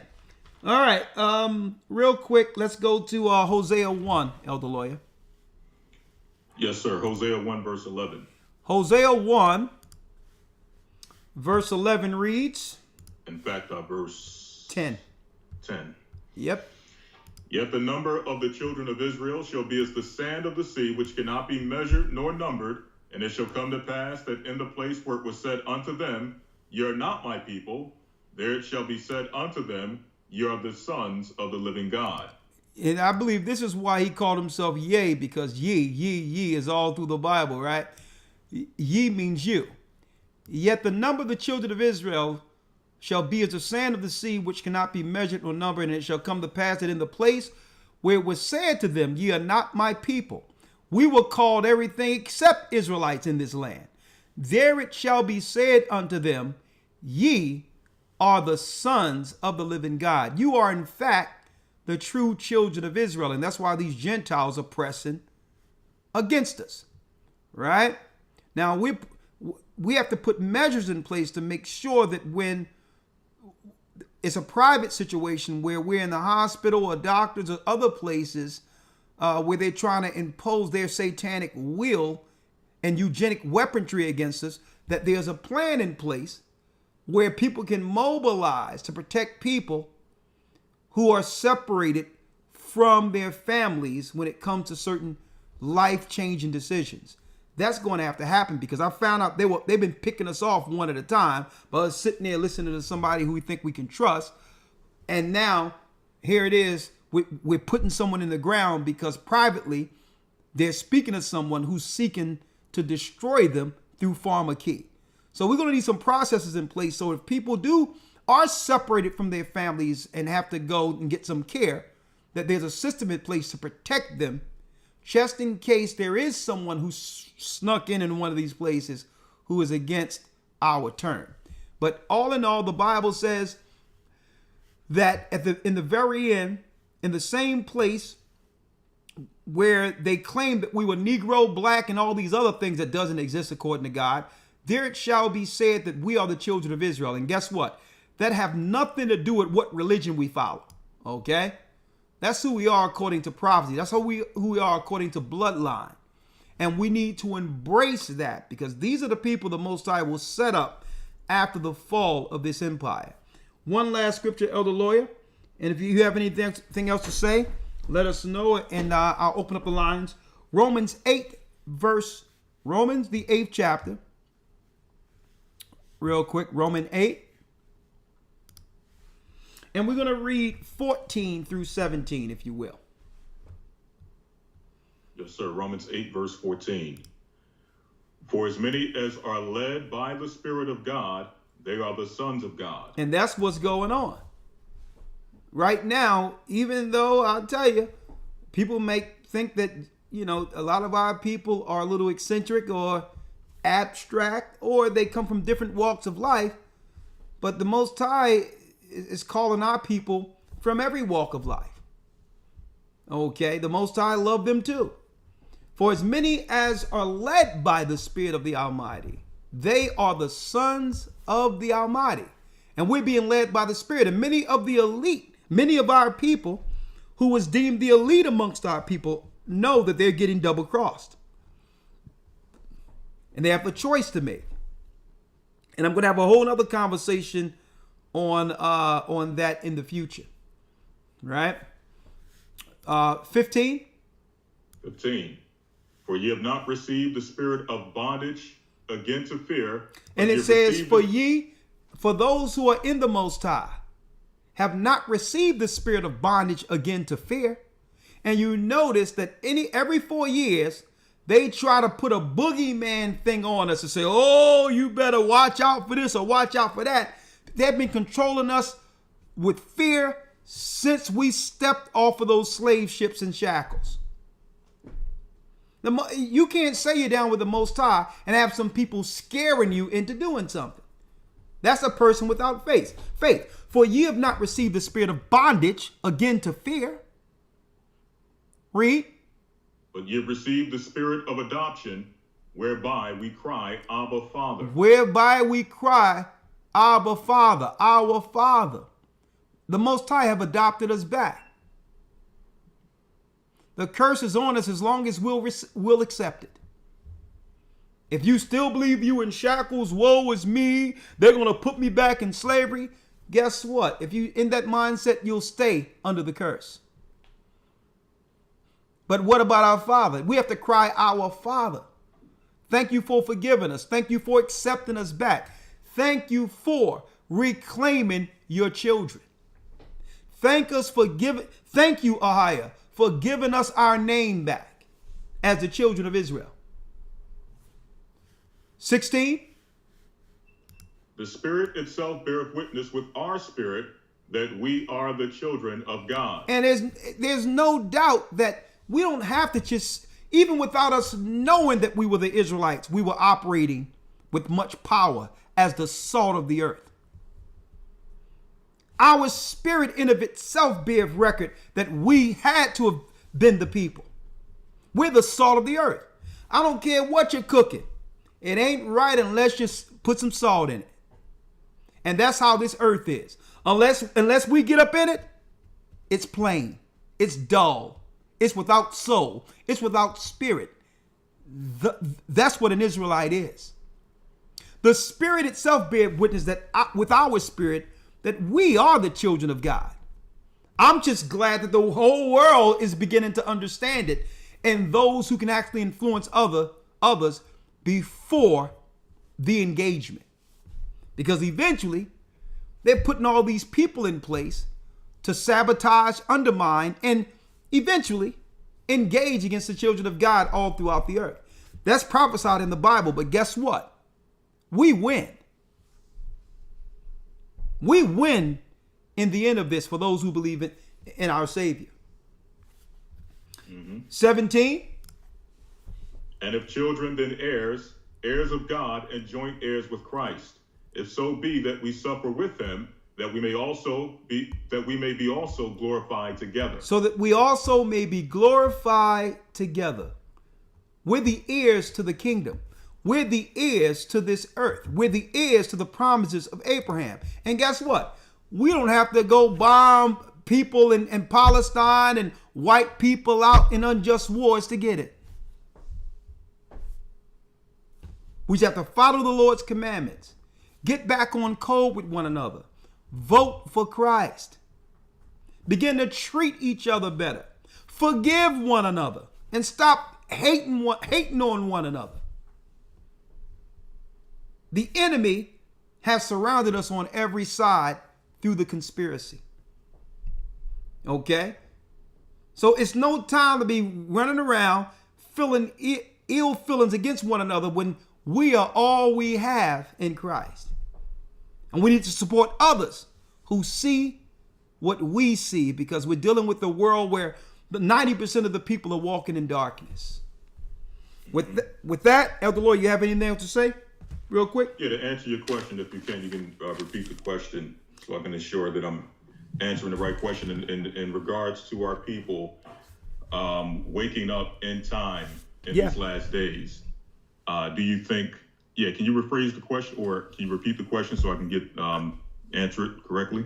Is there enough time for our people to get on code with one another, to actually oppose or to protect themselves from what's about to come against them. Okay. So yes, I think there's layers to that question. First and foremost, I think that if we're talking about the masses of our people, the answer is no. And I don't ever think there'll be a time in which the masses will all come on cold together at one time to stand up with the goal to protect themselves. I think the moment that everyone gets on cold, it's too late. The moment that everyone sees at the same time something taking place, I think by that time it's too late. And I compare that to the boiling frog analogy, where the frog don't realize that the water is being turned up and slowly but surely he's boiling on the inside. And by the time he realizes that he's being cooked, he tries to jump, but he can't because he meets his death. So I don't think that will ever happen when it comes to the masses. But at the same time, I think that that's okay because if we're dealing from a scriptural perspective, there was never a time in which the masses all together came to the same exact understanding at the same time. It doesn't mean that the Most High's will not be done, which is a remnant raising up and through that remnant, those who believe amongst that remnant, actually standing on cold with one goal in mind, which is to stand against, what the day to come. And I'm going to read this very quickly out of the book of Romans 11, verse number 2. It says, God hath not cast away his people which he foreknew. Wote ye not what the scripture saith of Elias, how he maketh intercession to God against Israel, saying, Lord, they, meaning the Israelites, the majority of the Israelites during Elijah's time, have killed thy prophets and digged down thine altars. And I am left alone, and they seek my life. So during the time of Elijah, the majority of the Israelites had turned their back on the Most High, to the point where Elijah thought that he was standing by himself for the Most High against all Israel and against all evil and wickedness during that time. But verse 4 says, but what saith the answer of God unto him? I have reserved to myself 7,000 men who have not bowed the knee to the image of Baal. So the Most High is basically saying, or he basically told Elijah that, listen, you don't need the majority. There's a remnant of men as well as women who will stand in that day against the evil, who will be on cold, who will understand the same things, and will seek to help preserve each other's lives. So it says here in verse number 5, even so then at this present time also, there's a remnant according to the election of grace. So I believe that there will be an elect according to the will of the Most High who will stand. But the masses, I don't think they ever will come to that understanding. And that's not to say that we were all part of the masses. Let me say this. Let me make that clear. At one point, we were all a part of the masses. So that's not to say that people cannot be pulled out from among the masses to come to the same understanding. Yeah. But I think the masses, when it comes to awakening, they awake incrementally to just, certain levels of awakening. They may awake to what's going on with the food. They may awake to what's going on with politics. They may awake to certain conspiracies and things of that nature that, they may awake to certain levels of consciousness, but as a whole, they'll never come to one conclusion with a solution on how to actually deal with these separate aspects of things that they've awakened to. So I think, again, to close out, it will only be a remnant who will stand, but really that's all we need. So with that, I conclude. Yeah, and let me say this before I open up the lines, 515-605-9327. I'll say this also. Our people have been warned. We've been warned over and over again to come to the right side of judgment in this time of the awakening. Like I said earlier, no one is going to be able to feign ignorance or or claim they didn't receive an opportunity to repent and to come to the Almighty. And I'm going to tell you right now, If someone comes out and says straight that the only thing they're running on is for our sisters' right to be able to get rid of their babies. If any of our people, I don't care, a man or a woman, vote for someone who the only thing she has is immigrations to replace and to kill our people, and on top of that, she only comes with what? Reproductive rights to be able to get rid of your child. That means you are spiritually aligned with those who are against God. In the book, it tell you, thou shalt not kill. And for someone to say it over and over and over again, and you were saying, well, okay, I'm going to be down with her because she's a black woman, you are out of your mind. You are out of your mind. When her she don't have no values that align. Put it this way, what she's pushing on our people here, she wouldn't last 5 minutes pushing that on her people in India. Imagine, Elder Lawyer, if one of us was to go to India, right? Not even their people, get in a political position to say, I'm going to give you the right to get rid of your children. How long you think I'll make it in that country? Man, you'll be floating in the Ganges somewhere. I'll be under Dwarka. So I'm just saying, but this is a test for our people. Because what they do with these elections is to find out who and where our spirit aligns. That's what they be doing. And if you Mike Tyson in a wig uppercutting your daughter and wrestling your daughter in school, and if Mike Tyson can identify as a woman, if he put on a wig, and then get in the ring with your child, these are the things you are agreeing to. So what you see is what you get. So no one can claim, well, I was blindsided with this particular person when they've shown you what they are about. They're about death, the destruction of family, and all of that. And I'm not saying go for the other side. What I'm saying is, would you align yourself with that? And what is the judgment for it? Right? So let's get some phone calls in here. 515. Matter of fact, Elder Lawyer, I'm going to pull it up right here, so you don't have to go anywhere. 605-9327.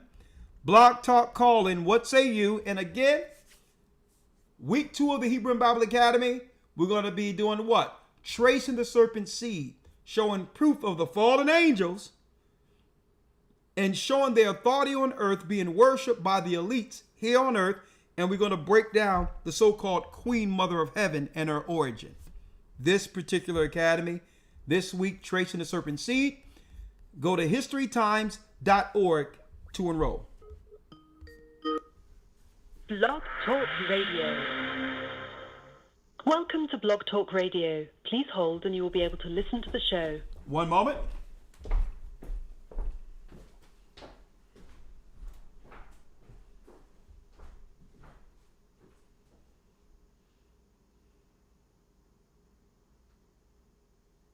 Unmuted.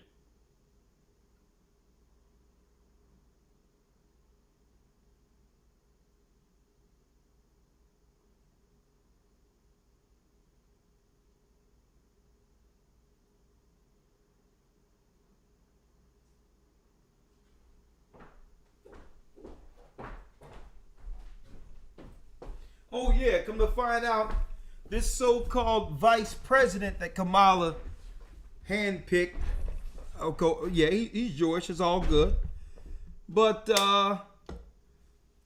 he want to finish the open border plans to totally decimate and destroy our people in the inner cities. All right, so what they're doing is seeking to use these people as a new voter bloc and use them to press against our people and to destroy us altogether. Psalms 83. 515-605-9327. We're going to go down the line, and we're going to start off with Sister Cora. I haven't heard from her in a while. Good to hear you, Sister Cora. Good to know you out there. How you doing? How you doing, Sister Cora? Shalom, Elder. Well, first of all, I'd like to say that I'm so glad I found this church, because I said you all have been, really enlightening me, not only, telling me what to think, but like I said, I've always had questions. I've been a person, I always like to get to the bottom of mysteries, and you all have solved a lot of mysteries through just your regular videos and through the academy. Now, what I'd like to do us a favor, sister, because sister, it seems like you have some noise in the background. Am I playing in the background there? No, I muted the back. I think there's in a distance a TV is playing somewhere. I'm in a place where they have a TV on. All right, I'm going to try to drill through, because every time you're on the phone, there's a lot of activity. But go on. But thank you, sister. I can go out, go in a different room where I don't have the TV playing. But that's in the back. Yeah, I think that's what you're hearing. Let me go out. Yeah. Yeah. You have to be conscious, sister. You have to be conscious of the background noise when you call. Okay. All right. Let me see if I can get away from that. Okay. And okay. Is that better? Okay, that's fine. Well, thank you, sister. No problem. No problem. But go on. Right. Okay. Well, when like Elder, you asked the question and Elder Lawyer answered, and I think I kind of agree with him in trying to talk to people. I come up with the thing. And trying to tell them that, about, enlightening them who we are and why. And, the reason is so you know who your enemies are. And I get the response, oh, we're all God's people. Oh, we don't have any enemies. We don't have any enemies. And when I try to tell them about the Kamala, they say, oh, no, well, she's just another people. She wouldn't be against us. Well, and you go on people with, not like who they are, just, you go on back, whether they're qualified to this or not, qualified for the position. And so I get that kind of response from people that I'm trying to enlighten to. So I think it's kind of like beating a dead horse. So I kind of agree with Elder Lawyer. Well, sister, yeah, but that. I think you have to ask the right questions instead of trying to just say something or try to have them research something. Just ask, well, matter of fact, what exactly is Kamala Harris's policy? No, I'm not putting you on the spot. I just need to know what is she going to do in particular for our people, and hear what their responses are. Okay, because I mentioned the fact that she said, she wasn't doing anything particular to black folks. Well, they just glossed over that. But I'm talking about when you're speaking to people, though. There's going to be. I'm talking when you're speaking to people, because I so happen to have experienced that with a person, and I just asked them, like, listen, I'm not trying to put you on the spot, but what in particular does Kamala stand for? And that the person, okay, there's a lot of stuff going on. I got to place you on hold. Sorry. But do you know, I'm sorry about that. I can answer on the other side. There's a lot of noise going on in there, Cora. I apologize. And I received a blank stare with no answer. Now that have to be a serious spell on the people where you will support something and don't know exactly what you're doing it for. I'm like, yeah, matter of fact, I'm messing around. I'm sort of interested in what her policies are. What is it she say she's gonna do, if she's elected? And that I haven't had one person respond with an answer, not one. I'm like, oh, okay. Well, I'm gonna look into it. I'm like, She said, it seemed like you're pretty hype about a person and don't know exactly what they're going to do. I mean, why are you hype about them? I mean, what's going on here? And they usually say nothing at all. Why? Because she haven't stated and emphasized anything outside of abortion concerning what she's going to do for anybody. The only thing she talks about is abortion. That's it. Reproductive rights. Harold has a question. Shalom, elders. How you doing, And Harold? double honor. I'm fine. Double honor to all the elders and the bishops, including my Bishop Baruch out of Atlanta. Blessings. All right. So, my question. First of all, I have 8 children. So, as a child, I believe, by the power of the Holy Spirit, that I'm led to, to do what I'm doing today. Okay, what's your question, brother? Okay, my question is, Amalek today, who would they be? And also, before you answer that question, I wanted to know about the Hotel Rwanda thing, if you can answer that or not. Okay, let me answer the first one. Amalek would be, in particular, those that are the elite amongst modern day jewelry, European jewelry, okay? Like the Rothschilds, like those that have constructed the Bank of England and all that. They would be, yeah. I'm not just talking about you got some people who just regular white people who convert to Judaism. A lot of them are going to be sacrifices if they stay over there in that area when the war comes. But I'm talking about the tippity top of jewelry is Amalek. Got it. Now, Hotel Rwanda. Yeah, okay. Let me break down Hotel Rwanda. That was a propaganda piece that really was hiding the fact that that was a coup that came in to destroy that place politically, who were opposing the European construct. And they try to make it look like a black on black crime thing, when really a lot of these black people that were brought in, they were brought in from different countries within Africa. They were like NATO troops being used under the guise of all of that to topple Rwanda, because what was happening is they were withstanding the European powers politically. So that was the divide and conquer. They used the Hotel Rwanda thing to cover that that the governments had a hand in that whole thing. It weren't just rival tribes against another tribe. That was a lie. That was just a propaganda piece, and people from Rwanda will tell you the same thing. There was people that weren't from other tribes and all, people that weren't even from that same country that was coming in doing things as if they were hired hands. Okay? Oh, okay. So I did kind of. And a matter of fact, speaking of that, based on what we're seeing with the immigrants, we're going to see a lot of Hotel Rwandas in the major cities where the immigrants are pressed. We're going to be witnessing a lot of what we've seen over there with the Hotel Rwanda, provocateurs, one against another, undermining and destroying our businesses and all that's left. That's going to be happening in the inner cities. It's the same thing. So the Tutsis, were they Hebrews or what? Were the Tutsis Hebrews? Okay. So people try to make it seem like it was a Hamite Israelite type of thing. Both of those tribes, as far as I know, when I look at Hebrewism in West Africa, both of those are Israelite tribes. Oh.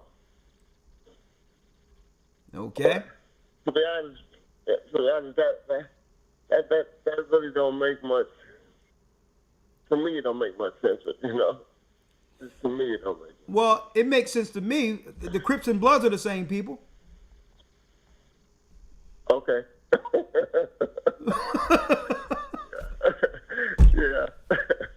Well, thank you for taking my call, and I love you guys. You guys did a lot for me and my family. Yeah. I mean, yeah, the most I believe I know it's the Most High using you, because when I first started watching GLCT, my brother introduced me to you guys, and every message that you came with, I mean, my wife is my witness that I talked to her about the subject first. Yeah. My wife, yeah, confirmation. So I'm like, wow, you know, I know the Most High is dealing with you guys, and I'm with you. I'm with GOCC all the way. Amen. Okay. Well, praise the Most High, brother. And I'll tell you what, if you have history to the otherwise, to so that the Tutsis are another tribe outside of Israel, I'll be more than happy to see your research. All right? All right.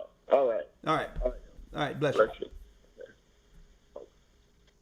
Okay, we have a few calls. We have Sabria with a comment.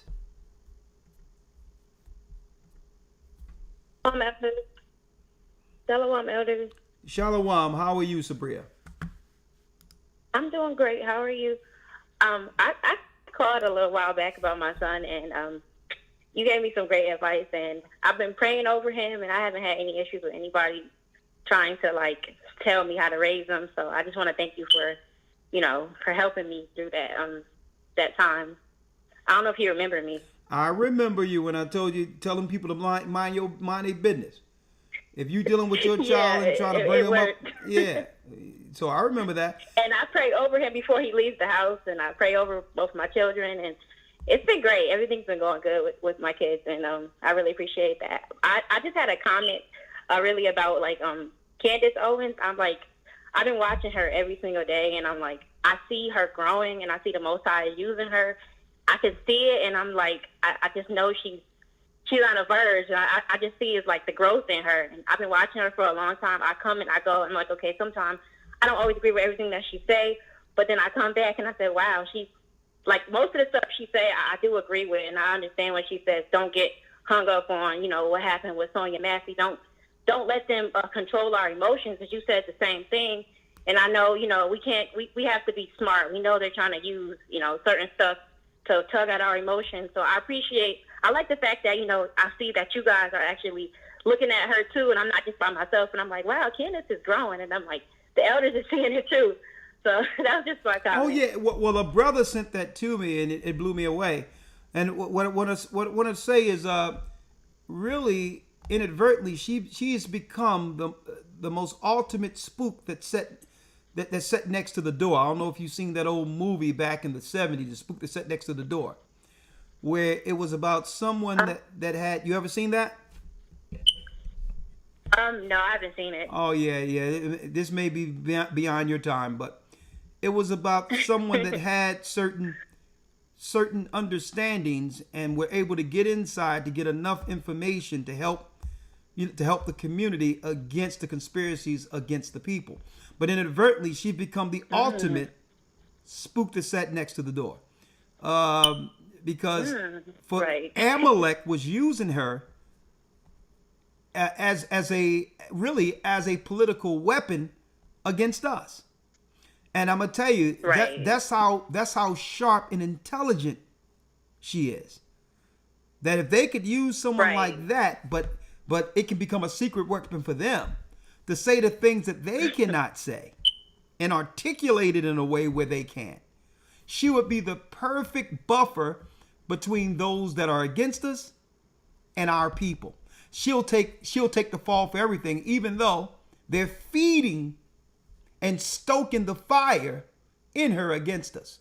She was the perfect spook behind the door, because what they didn't realize is, one thing they know it now. You can't get on the wrong side of our sisters. All right. So, all right. So I guess they realize, if it was a white woman, she would have probably went home and cried or whatever the case is, and saying, I don't know what's going on. I need to take some vacation. I need to keep my job. But sisters, don't be getting on the wrong side of them, because now how she was weaponized against us, she started seeing what? Hypocrisy. How can I call out things about my people, but yet I'm muzzled when I see the same thing or worse amongst your group? Right? And then she's saying, we're the right, we're the conservatives. Right. We're supposed to stand on the side of conservatism.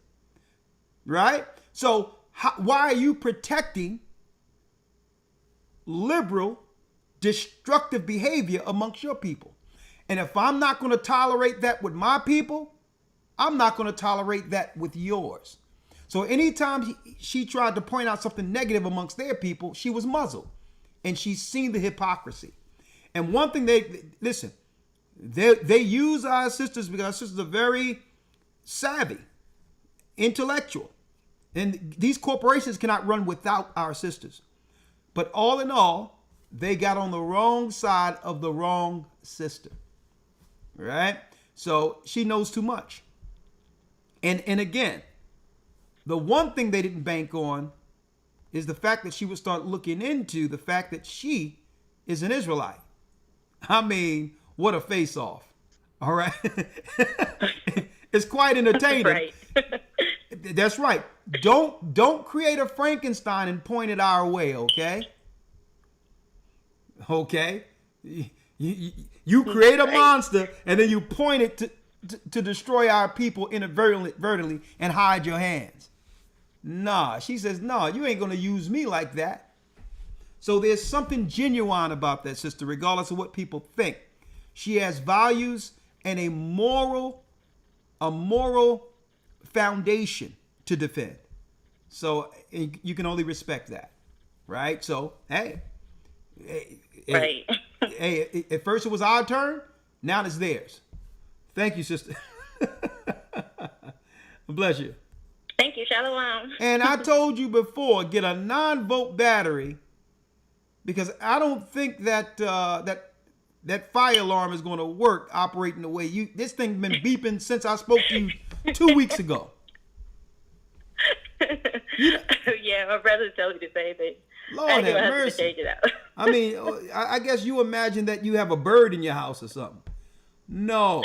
I don't even hear it no more. Yeah. It's just part of the ambiance at this point. Get a battery, young lady. Okay, thank Lord you so much. Mercy. Maybe get a broom and I would go crazy if that stuff was going on around me. Sunshine is in the house.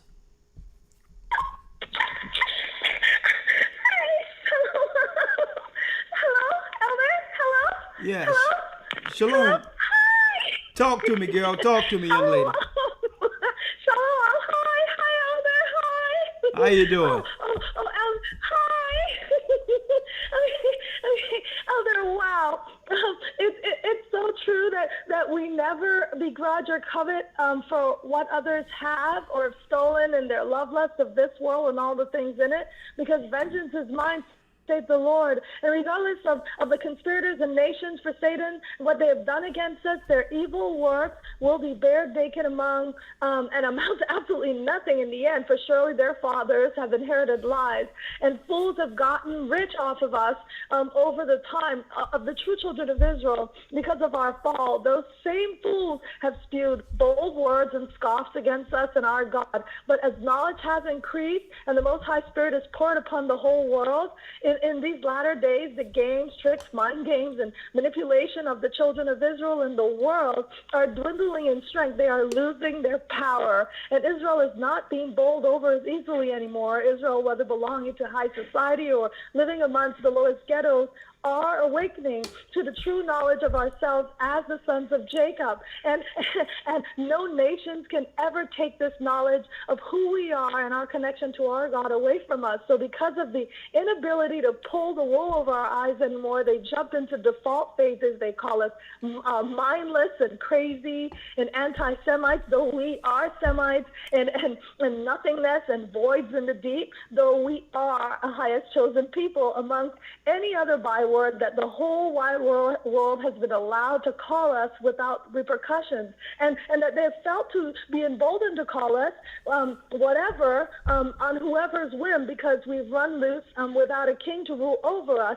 And also we are seen as, to these others as downtrodden and wide open for the prey and taking. And when the default phase of discrediting us goes asunder, then they bring false labels that don't work. And then they move to sabotage and blacklist through guised medical interventions and for so-called health and safety and family planning reasons. And really they're doing true wickedness against God's people, ultimately to try and destroy us altogether, either by financially crippling us or wiping us out of the market with their power over world banks and financial systems, or by threats, and even by reverse psychologies, even onto debt. But what they don't get is that it is prophesied that we would astonish the wicked while we were yet in darkness, and we now, as we are awakening, are astonishing the whole world again. No matter what they have tried, they cannot keep us bound. And by grace of Ahaya, all the borders and boundaries that they have set for us are broken, and all the imaginary walls are gone and no longer exist, because with time and chance for every man found worthy, the sinews of the remnant will be that whole body under Yeshua, and there's nothing anyone can do about that. All right, and that's now. all I wanted to say. There it is. The Most High. Bless you, Alvin. That's all I wanted to say. Thank you. Good to hear from you, Sunshine. It's always great hearing from you. Always great. What a happy individual. Oh man, what a happy sister. I mean, guess what? You can't be down with someone like that around you. That's what we need. Positivity at all times. Sunshine. There it is. All right. We're going to just take a few. Nina has a comment. And then we have Kayem. And we have about 412, 720, and 202. Hello, Elder Ricard. It's so good to finally speak to you. I want to thank you for reuniting me with Elder Al Hanna in North Carolina, because during the pandemic, we lost contact, and I'm back with them now, and I'm so happy. I'm so overjoyed. Thank you so much for having that summit, because I prayed to the Most High. I didn't have no money for that summit, for him to make a way, because that would be the way I could meet up with the elder, and for sure. And you did an awesome job with your son on stage. I really enjoyed that. Well, thank you, sister. Welcome to the work. Everything about that summit was so on point. And I was so glad to be blessed to be there. Well, sister, that's not it. I want to do a summit in California. I want to do one on the East Coast, and I also want to do one in the UK, and I want to do one in Jamaica. So, that'd be awesome. All white with our fringes on. Yeah. So I'm looking forward to that, sister. Well, hey, welcome to the body. Let's get ready. And guess what, sisters? Let's do this all the way to Zion. Stay firm. The road may get rocky. There's a lot of persecution the enemy has aimed against those who have awakened, but stand firm and endure. Okay? Yes, and I surely will. I'm ready for it now. I wasn't never ready for it before, but I'm sure ready for it now. Thank you. Well, thank you, sister. Thank you. Thank you. All right. Elder Lawyer, he helped me out with a situation too. I want to thank him as well about the women not wearing pants. I misunderstood the whole concept of that. Because of that, I stopped wearing pants, because I don't want to do nothing that will upset my father. Okay, sister. Okay. The past is the past. Let's go forward towards Zion. Have a good night, okay? Yes, you too. Bless God you. bless. Bless you. Okay. We have Kayem. Bless you, my brother.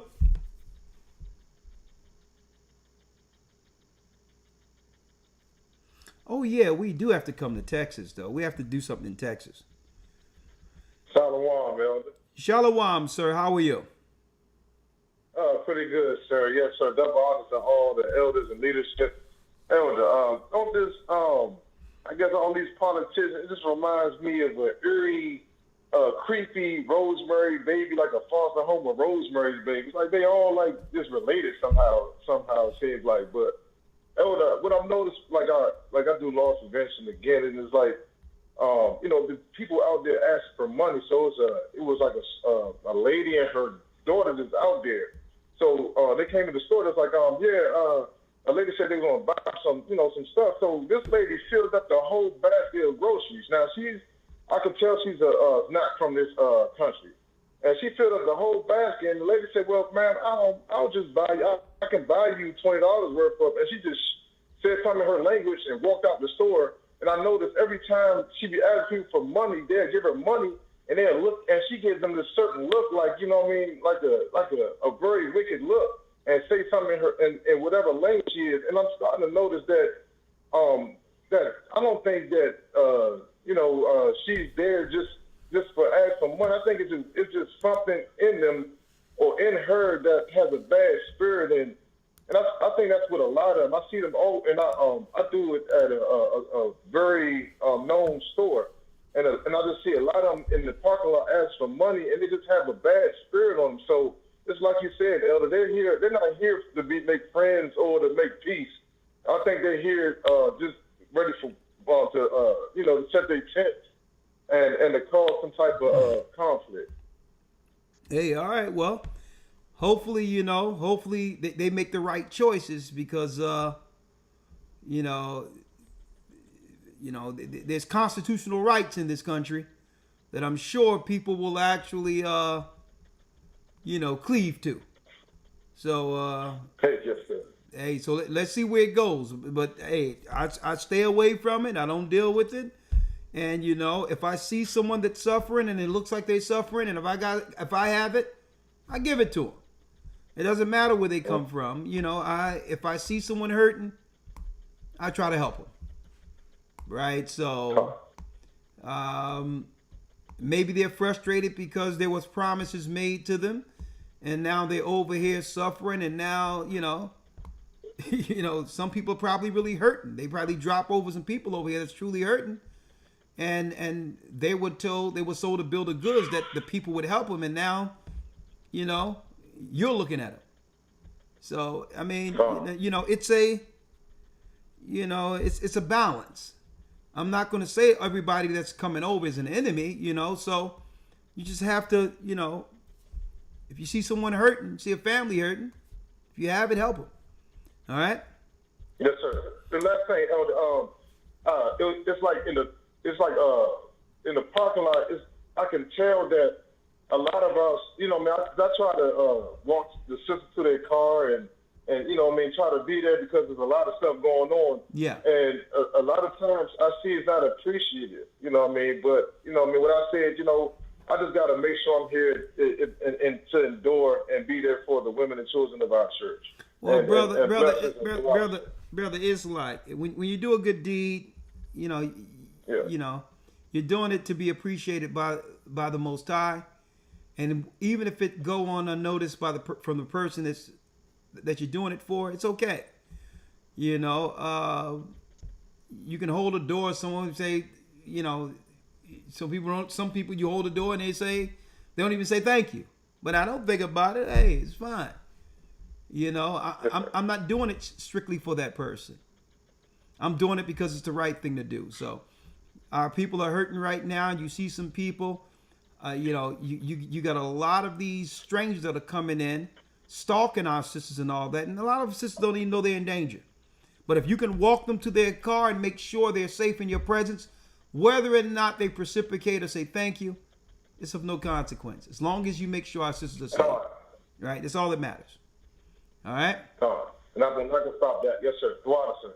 Oh, you're in the bar. Thank you. All right. Yes, sir.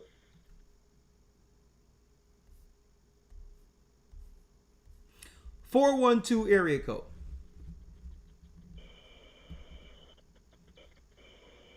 Lionel has a comment. Yes, Lionel. Can you hear me? Yes. How are you doing, Lionel? Where you from? I'm doing good. I'm out of Pittsburgh, body. I'm doing real good. Great. Good to hear from you. What say you? Yeah, I was at a quick comment. I think our problem, not overall with us, is that we as a body, we're doing everything right. But the overall, as black people, the problem is that we keep still looking for help from a community that's not trying to help us. And we're wasting our time on it when we should be working together in this. Help is okay, but help is not also the end of all things. We as a body need to keep following this truth and understand where we belong in history. Yes, we're the people of the Bible, but yet everybody don't know that. So our job is just keep following what we need to do, for as the Bible says, and then let it guide us to where we need to be. If you understand what I'm trying to say, I might be. No, that's. I understand exactly what you're saying. It's well said. Staying on the narrow path, regardless of what people are doing, and by doing the right thing, that affords the opportunity to help others. I'm with you, my brother. Exactly. Right? My brother. Thank you. You're welcome. And yeah, I was speaking to somebody the other day. I'm like, yeah, you know, the Democrats is the party for LGBTQ, gays, and immigrants. You disagree? You know, it was a black guy. He was like, "What are you talking about? We always been Democrats." I'm like, "Yeah, I understand what you're saying, but that's a party predominantly that benefits the gays and the immigrants. You disagree?" And you can see his wheels turning silently. I'm like, so if they're at the top of the totem pole, getting benefits beyond you, what's the deal? So sometimes I throw a few things out there just to get the wheels turning in our brothers and sisters' mind. Then they be like, well, what choice do I have? Christ.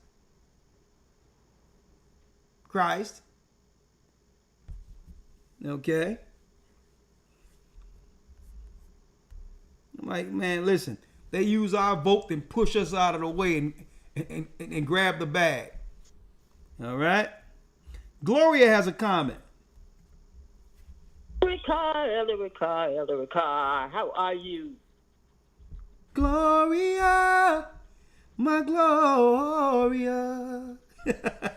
That used to be my Great jam. man of God. Hey, I am How so you glad doing? to be able to talk with you. I'm good. Hey, praying for you, praying for GLCC. I thank you for accepting the call, Elder, because when I look at what God has done with your ministry, praise the Most High. Words, you know, when we are led by the Spirit, there is no way on earth that anybody can look at you, Elder Ricard, and not know that God is at the head of your life. Praise Only the Most God High. can do the kinds of things that your ministry has been able to do. Praise So the I Most thank High. the Lord for you, and I thank you for accepting his call. And so 3 words. One, I'm just going to quickly say, talking head, 2-headed monster, and being led by the Spirit. The presidential position, I believe, in this country is really a talking head position. They just go in to set the moral tone because they don't get to dictate anything that goes on. 2, the 2-headed monster. We got one body all really working against the same group of people. You got one called the donkey, the other one called the elephant. Some call them the Republic, the other call them the Democrat. But they're all working together against the children of Israel. Yeah, Anybody you're right. who represents the Lord and his truth. And their agendas will never line up to the Bible. And then thirdly, being led by the Spirit. Living in the days that we're living in, I think the hardest thing for many of us to adjust to is what it looks like to spend more time being spiritually minded than carnally minded. Because it's hard to be there, because we realize that the fire that we're walking into every day, the battles and the war that the Bible has taught us to gird up, put that helmet on, put that breastplate on. Why? Because we're living in wartime. And too many are still being lullabied by these visions of grandeur that just are keeping them from living in reality. It's darker than what I think many are willing to admit. You right on, sister. All praises.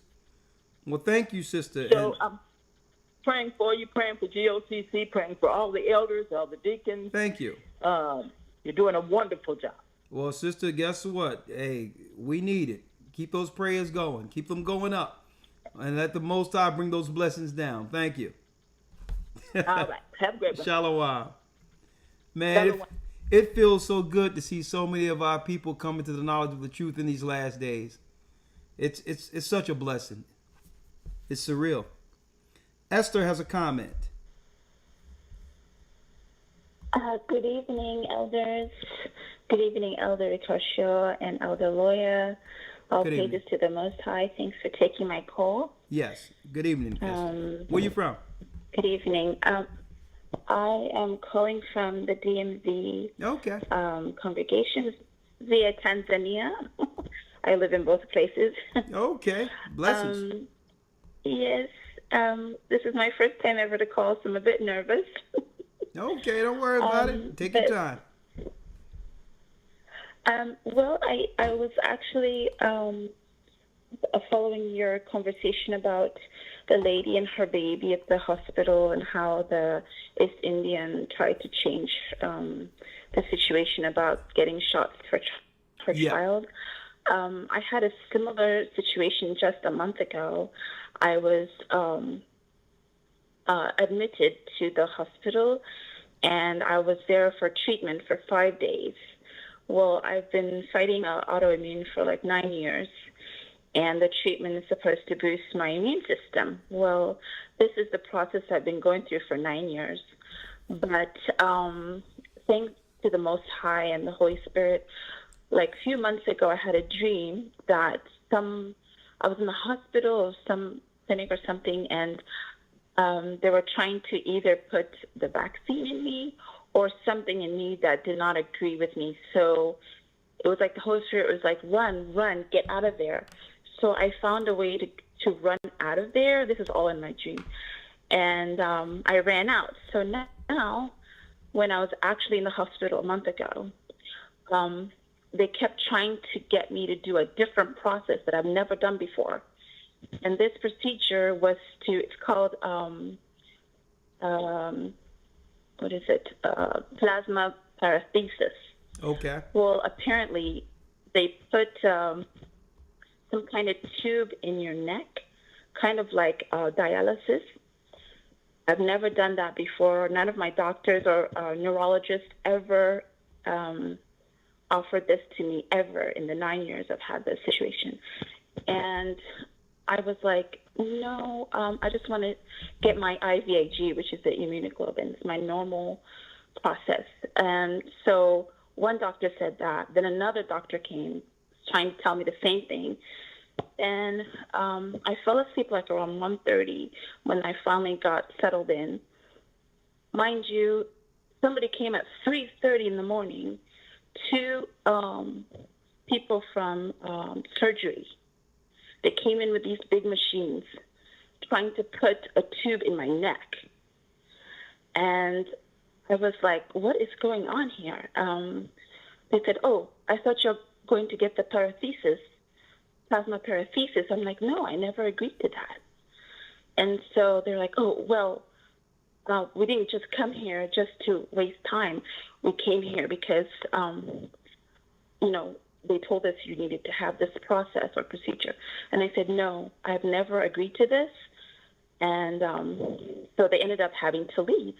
Well, two more doctors told me this in the morning. Oh, we really think this would be a better process for you. Well, the doctors that kept coming into me were three from East Indian, and one, she looked like she was probably Eastern European, and all of them were trying to get me to do this process. Well, finally, they agreed that I shouldn't do it. The chief doctor came in, I think it was from Ethiopia. He says, no, give her what she's asking for. This is what she's been doing. Give her that. And finally, I had some kind of relief, so they wouldn't bother me anymore. But can you imagine if somebody wasn't alert or didn't understand these things? And I remembered the dream that I had. It was almost like the Holy Spirit prepared me for this. Like, run, don't take this, whatever they're trying to do to you. And I just praise the Most High, I praise the Holy Spirit for just that dream that helped me get through that process. Good. Well, like we have a rule amongst our church. If there's someone that's admitted in the church, we have to have around-the-clock type of shifts to make sure that that person isn't alone. And that's we try to stand by that. All due respect, not to say that there's any ill intent from these particular institutions, but to stay on the safe side is always safe to have someone on shift, especially while, in the wee hours of the night. All right, so I'm glad you made it through, and hey, it's a shame because so many of our people are alone without anyone to be there for them, and I see a lot of organ situations that might be ramping up coming soon, and I'm going to be talking about that this coming Friday, right? Hey, because they're doing this in other countries, right? So a lot of these people that are coming over, is what they're used to in their countries already. So I'm sure, hey, I can't say nothing right here, but I'll talk about it on Patreon if you're there Friday. All right? Okay. Thank you so much. Thank you, sister. You stay strong, and I'll put a prayer up for you, all right? Thank you. You're welcome. Okay, we have Nicole Nicole, time is running out. I'm pressed up against time. You have a comment or a question. Which one you would like? It depends on how long it takes your comment. Oh, I can do both of them super fast. Shalom, Elmer. Thank you for taking my call. Yeah, you right to the point. Let's talk to me, Sister Nicole. Talk to me. Yes, I just want to first ask simply the footage and the pictures that were taken at the Nevada baptism, are they available, or is there some way we could watch them? Because we really wanted to try and get that in our personal archives as a family, if it's possible. Yes, they are available. Yes, they are available. And a matter of fact, I can speak to AC, and you can get access to it to get it downloaded. All the pictures from the baptism that day. Hold on. Yes, sir. I'll give AC your number to make sure that he get those pictures to you. Hold on.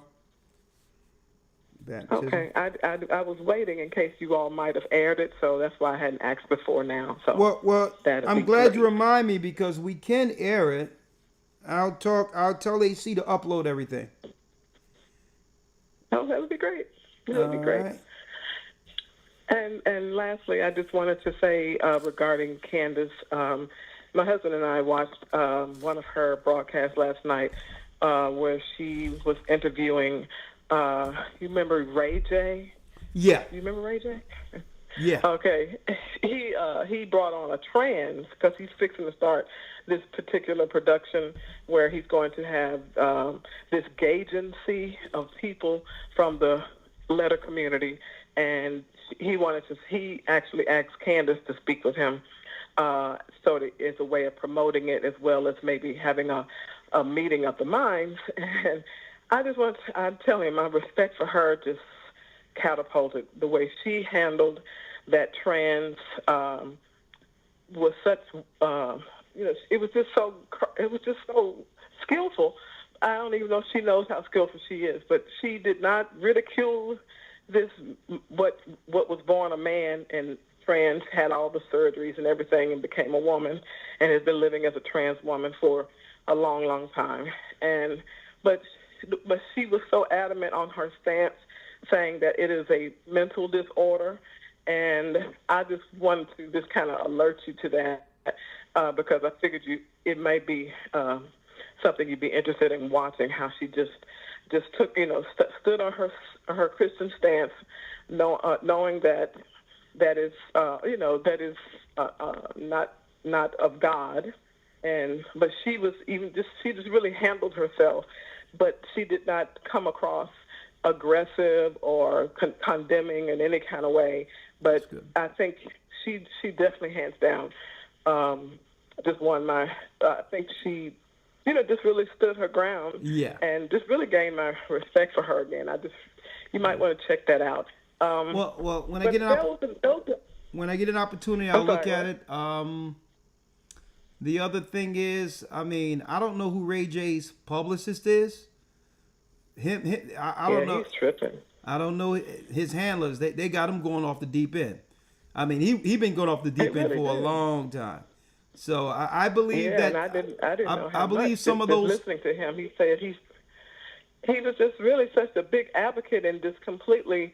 Even he said, I put a wig on myself one day and I looked in the mirror and I was surprised at how good I looked at myself. Well, and so that made me get my antenna was up. I was like, okay, this guy, he's experimenting with these men that are former. Well, I don't know about these trans people as well. I don't know about that. All I know is some of this stuff be performative, and it's what they're pushing in the background to why he's probably doing this.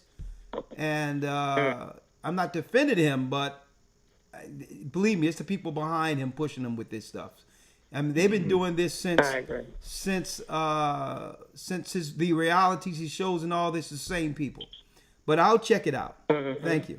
Ray J he be up in some hot mess. Good evening to you. Shalom. Shalom. Bless you. Thank you. Bye. All right. I think I have more respect for him when we knew him as Brandy's brother. Anyway, Auntie B. Shalom, Elder. Shalom. Long time no hear. How are you? I'm blessed.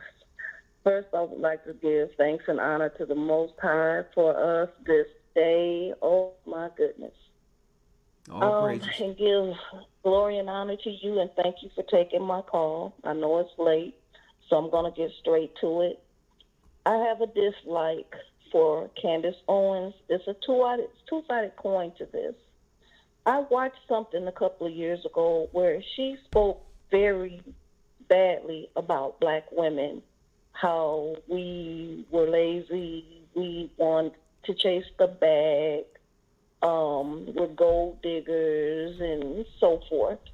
There may be some women like that, okay, but not all of us are like that. And she painted us in a very bad light, so she had a very bad taste in my mouth for her. But I respect her journalism because she's very good at what she does. She chooses her words wisely. She's been out here doing this for a while, so you got to give her her credit where credit is due. So I give her the respect on that. But her as a black woman should know better than to put down another black woman, especially with everything that's going on. Let me ask you this, sister. Let me ask you this. Okay. Because I'm not defending her a bit, but sometimes people try to point me guilty of the same things. Let me say this. If someone is saying something about what's generally out there being promoted, do you take that as a personal slight to yourself? And I'm saying that because people can say what they want to say generally about what happens when it comes to the negative of black men. I hear it all the time. People generally say there's a lot of black men on the down low. Black men aren't nothing. But you know why it doesn't really resonate with me? Because I understand who they're talking about. I understand Yes. that generally, typically, there's something to the stereotype. So what I try to do is, and like for instance, I probably hear the same video you heard, right? And I'm not going to defend her, but I'm sure she didn't say all black women because she's one. So it's sometimes majority. So sometimes it's how we listen, right? And I believe that once we get this truth and find the knowledge of the Most High, that we have to get out of this hive mind. We have to get out of the spirit where if someone talks about a black sister, she's talking about me. If someone's talking about a black man, he's talking about me, right? Because general in the sense. Now, if she said all black women, and I don't think that she would be a reputable journalist if she said so, right? So I'm not defending her, but why don't you listen to it again in the mind that you're in now? You understand, and see if sometimes when someone says something that we don't like, a wall comes up and we just cut off everything. We just don't like them. Right? So I'm not going to say, she don't seem like a person who generally say all black women. No, she didn't. She said a majority, and that's why I was saying I have a new respect for her. I understand where she was coming from then, because there are a lot of women, I agree, there are a lot of women like that.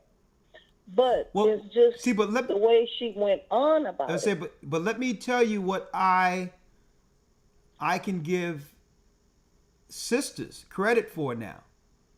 I'm hearing more and more sisters standing against the bad stereotypes and the women who have who's making all of the sisters a bad image.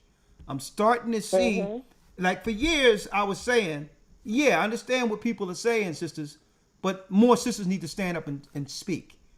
And what I'm witnessing right now, and that's why Candace Owens seemed like this one lone person who was hating everything, because she was willing to stand up and say, stop soiling my image.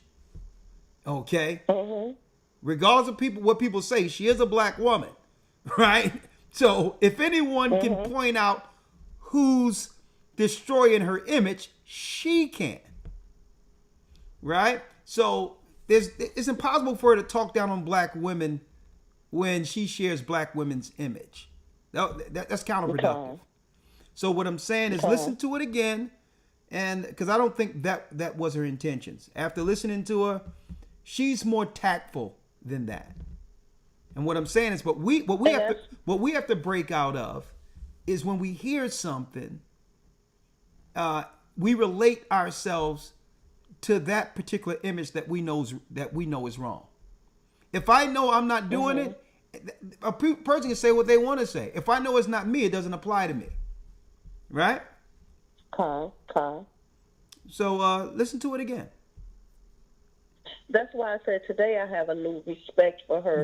Listening to a lot of the way that she said, I know that doesn't fit me. I don't fit that stereotype at all.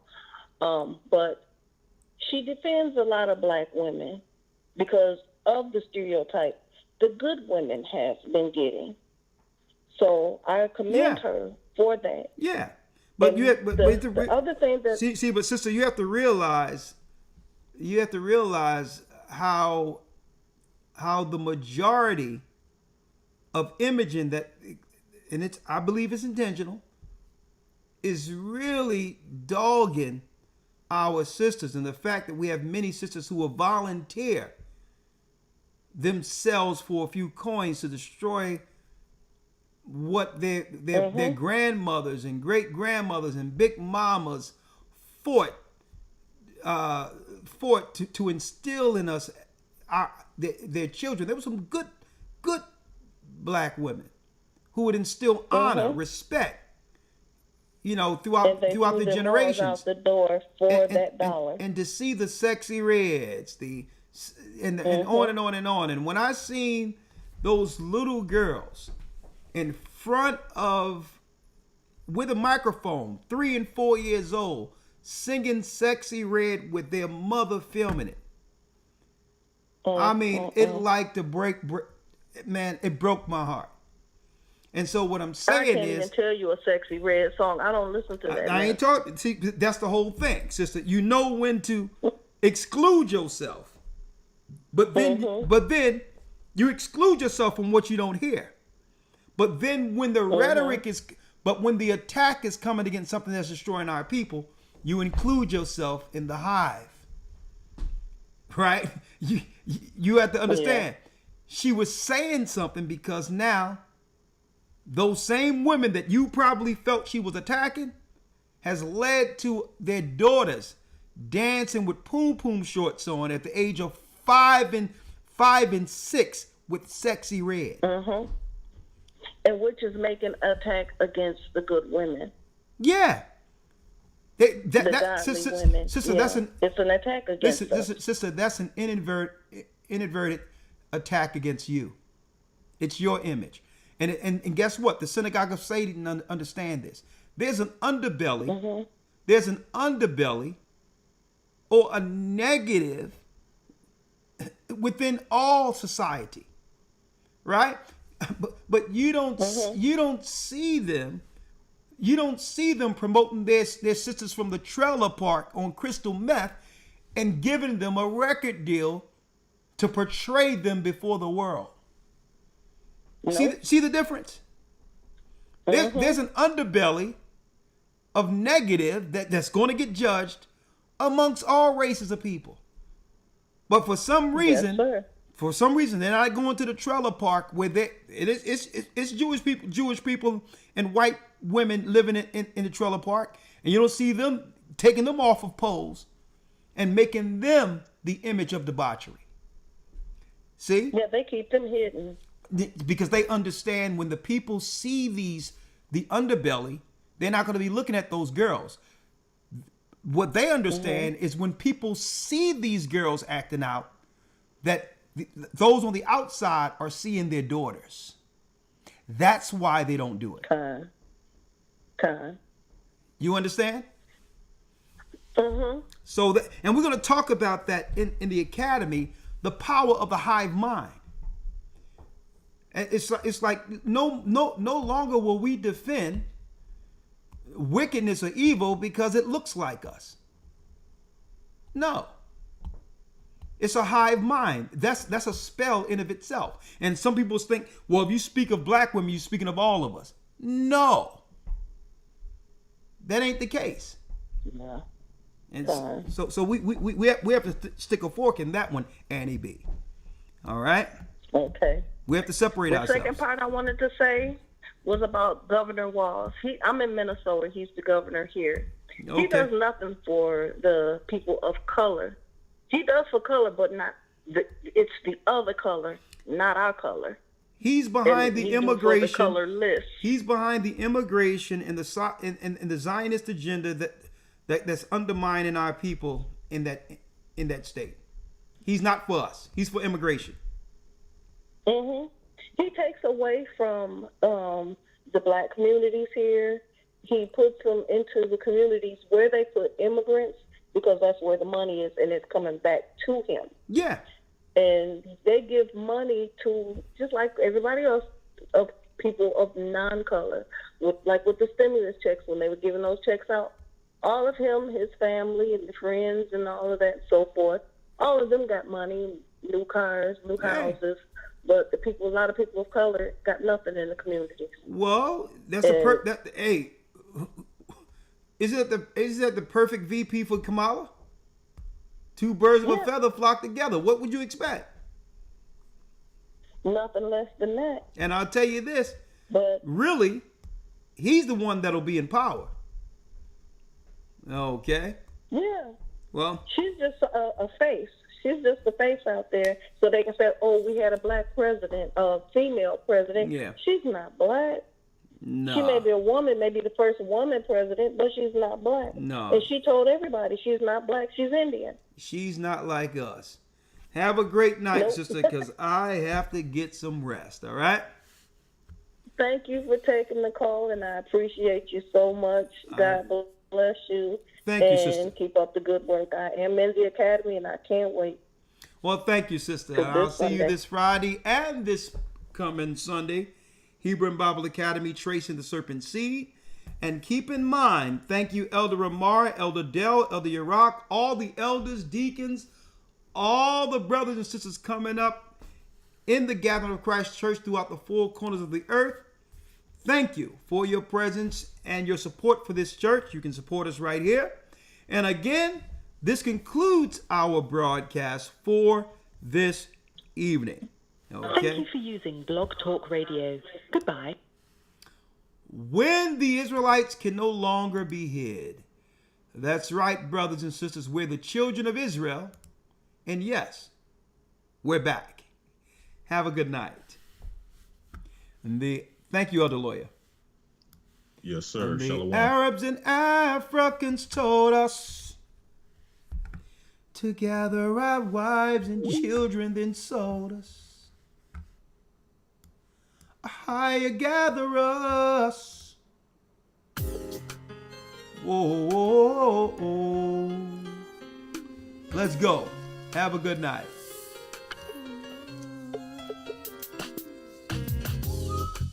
The East is where we're from. The 12 tribes of Israel. In 721 BC, the Assyrian king, he took us down, we fell. With the great escape we went through the Euphrates. The Lord held the water still. To a land where no mankind dwelt, we went. The 12 tribes of Israel.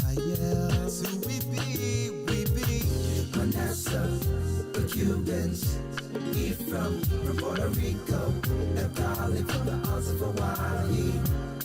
The Lord is calling back Israel. Zebulon from Panama, Gad, the North American Indians, Simeon, the Dominicans, the highest gathering Israel. The Arabs and Africans told us at gunpoint to gather our wives and children, then sold us. In the belly of these great ships we traveled in fear.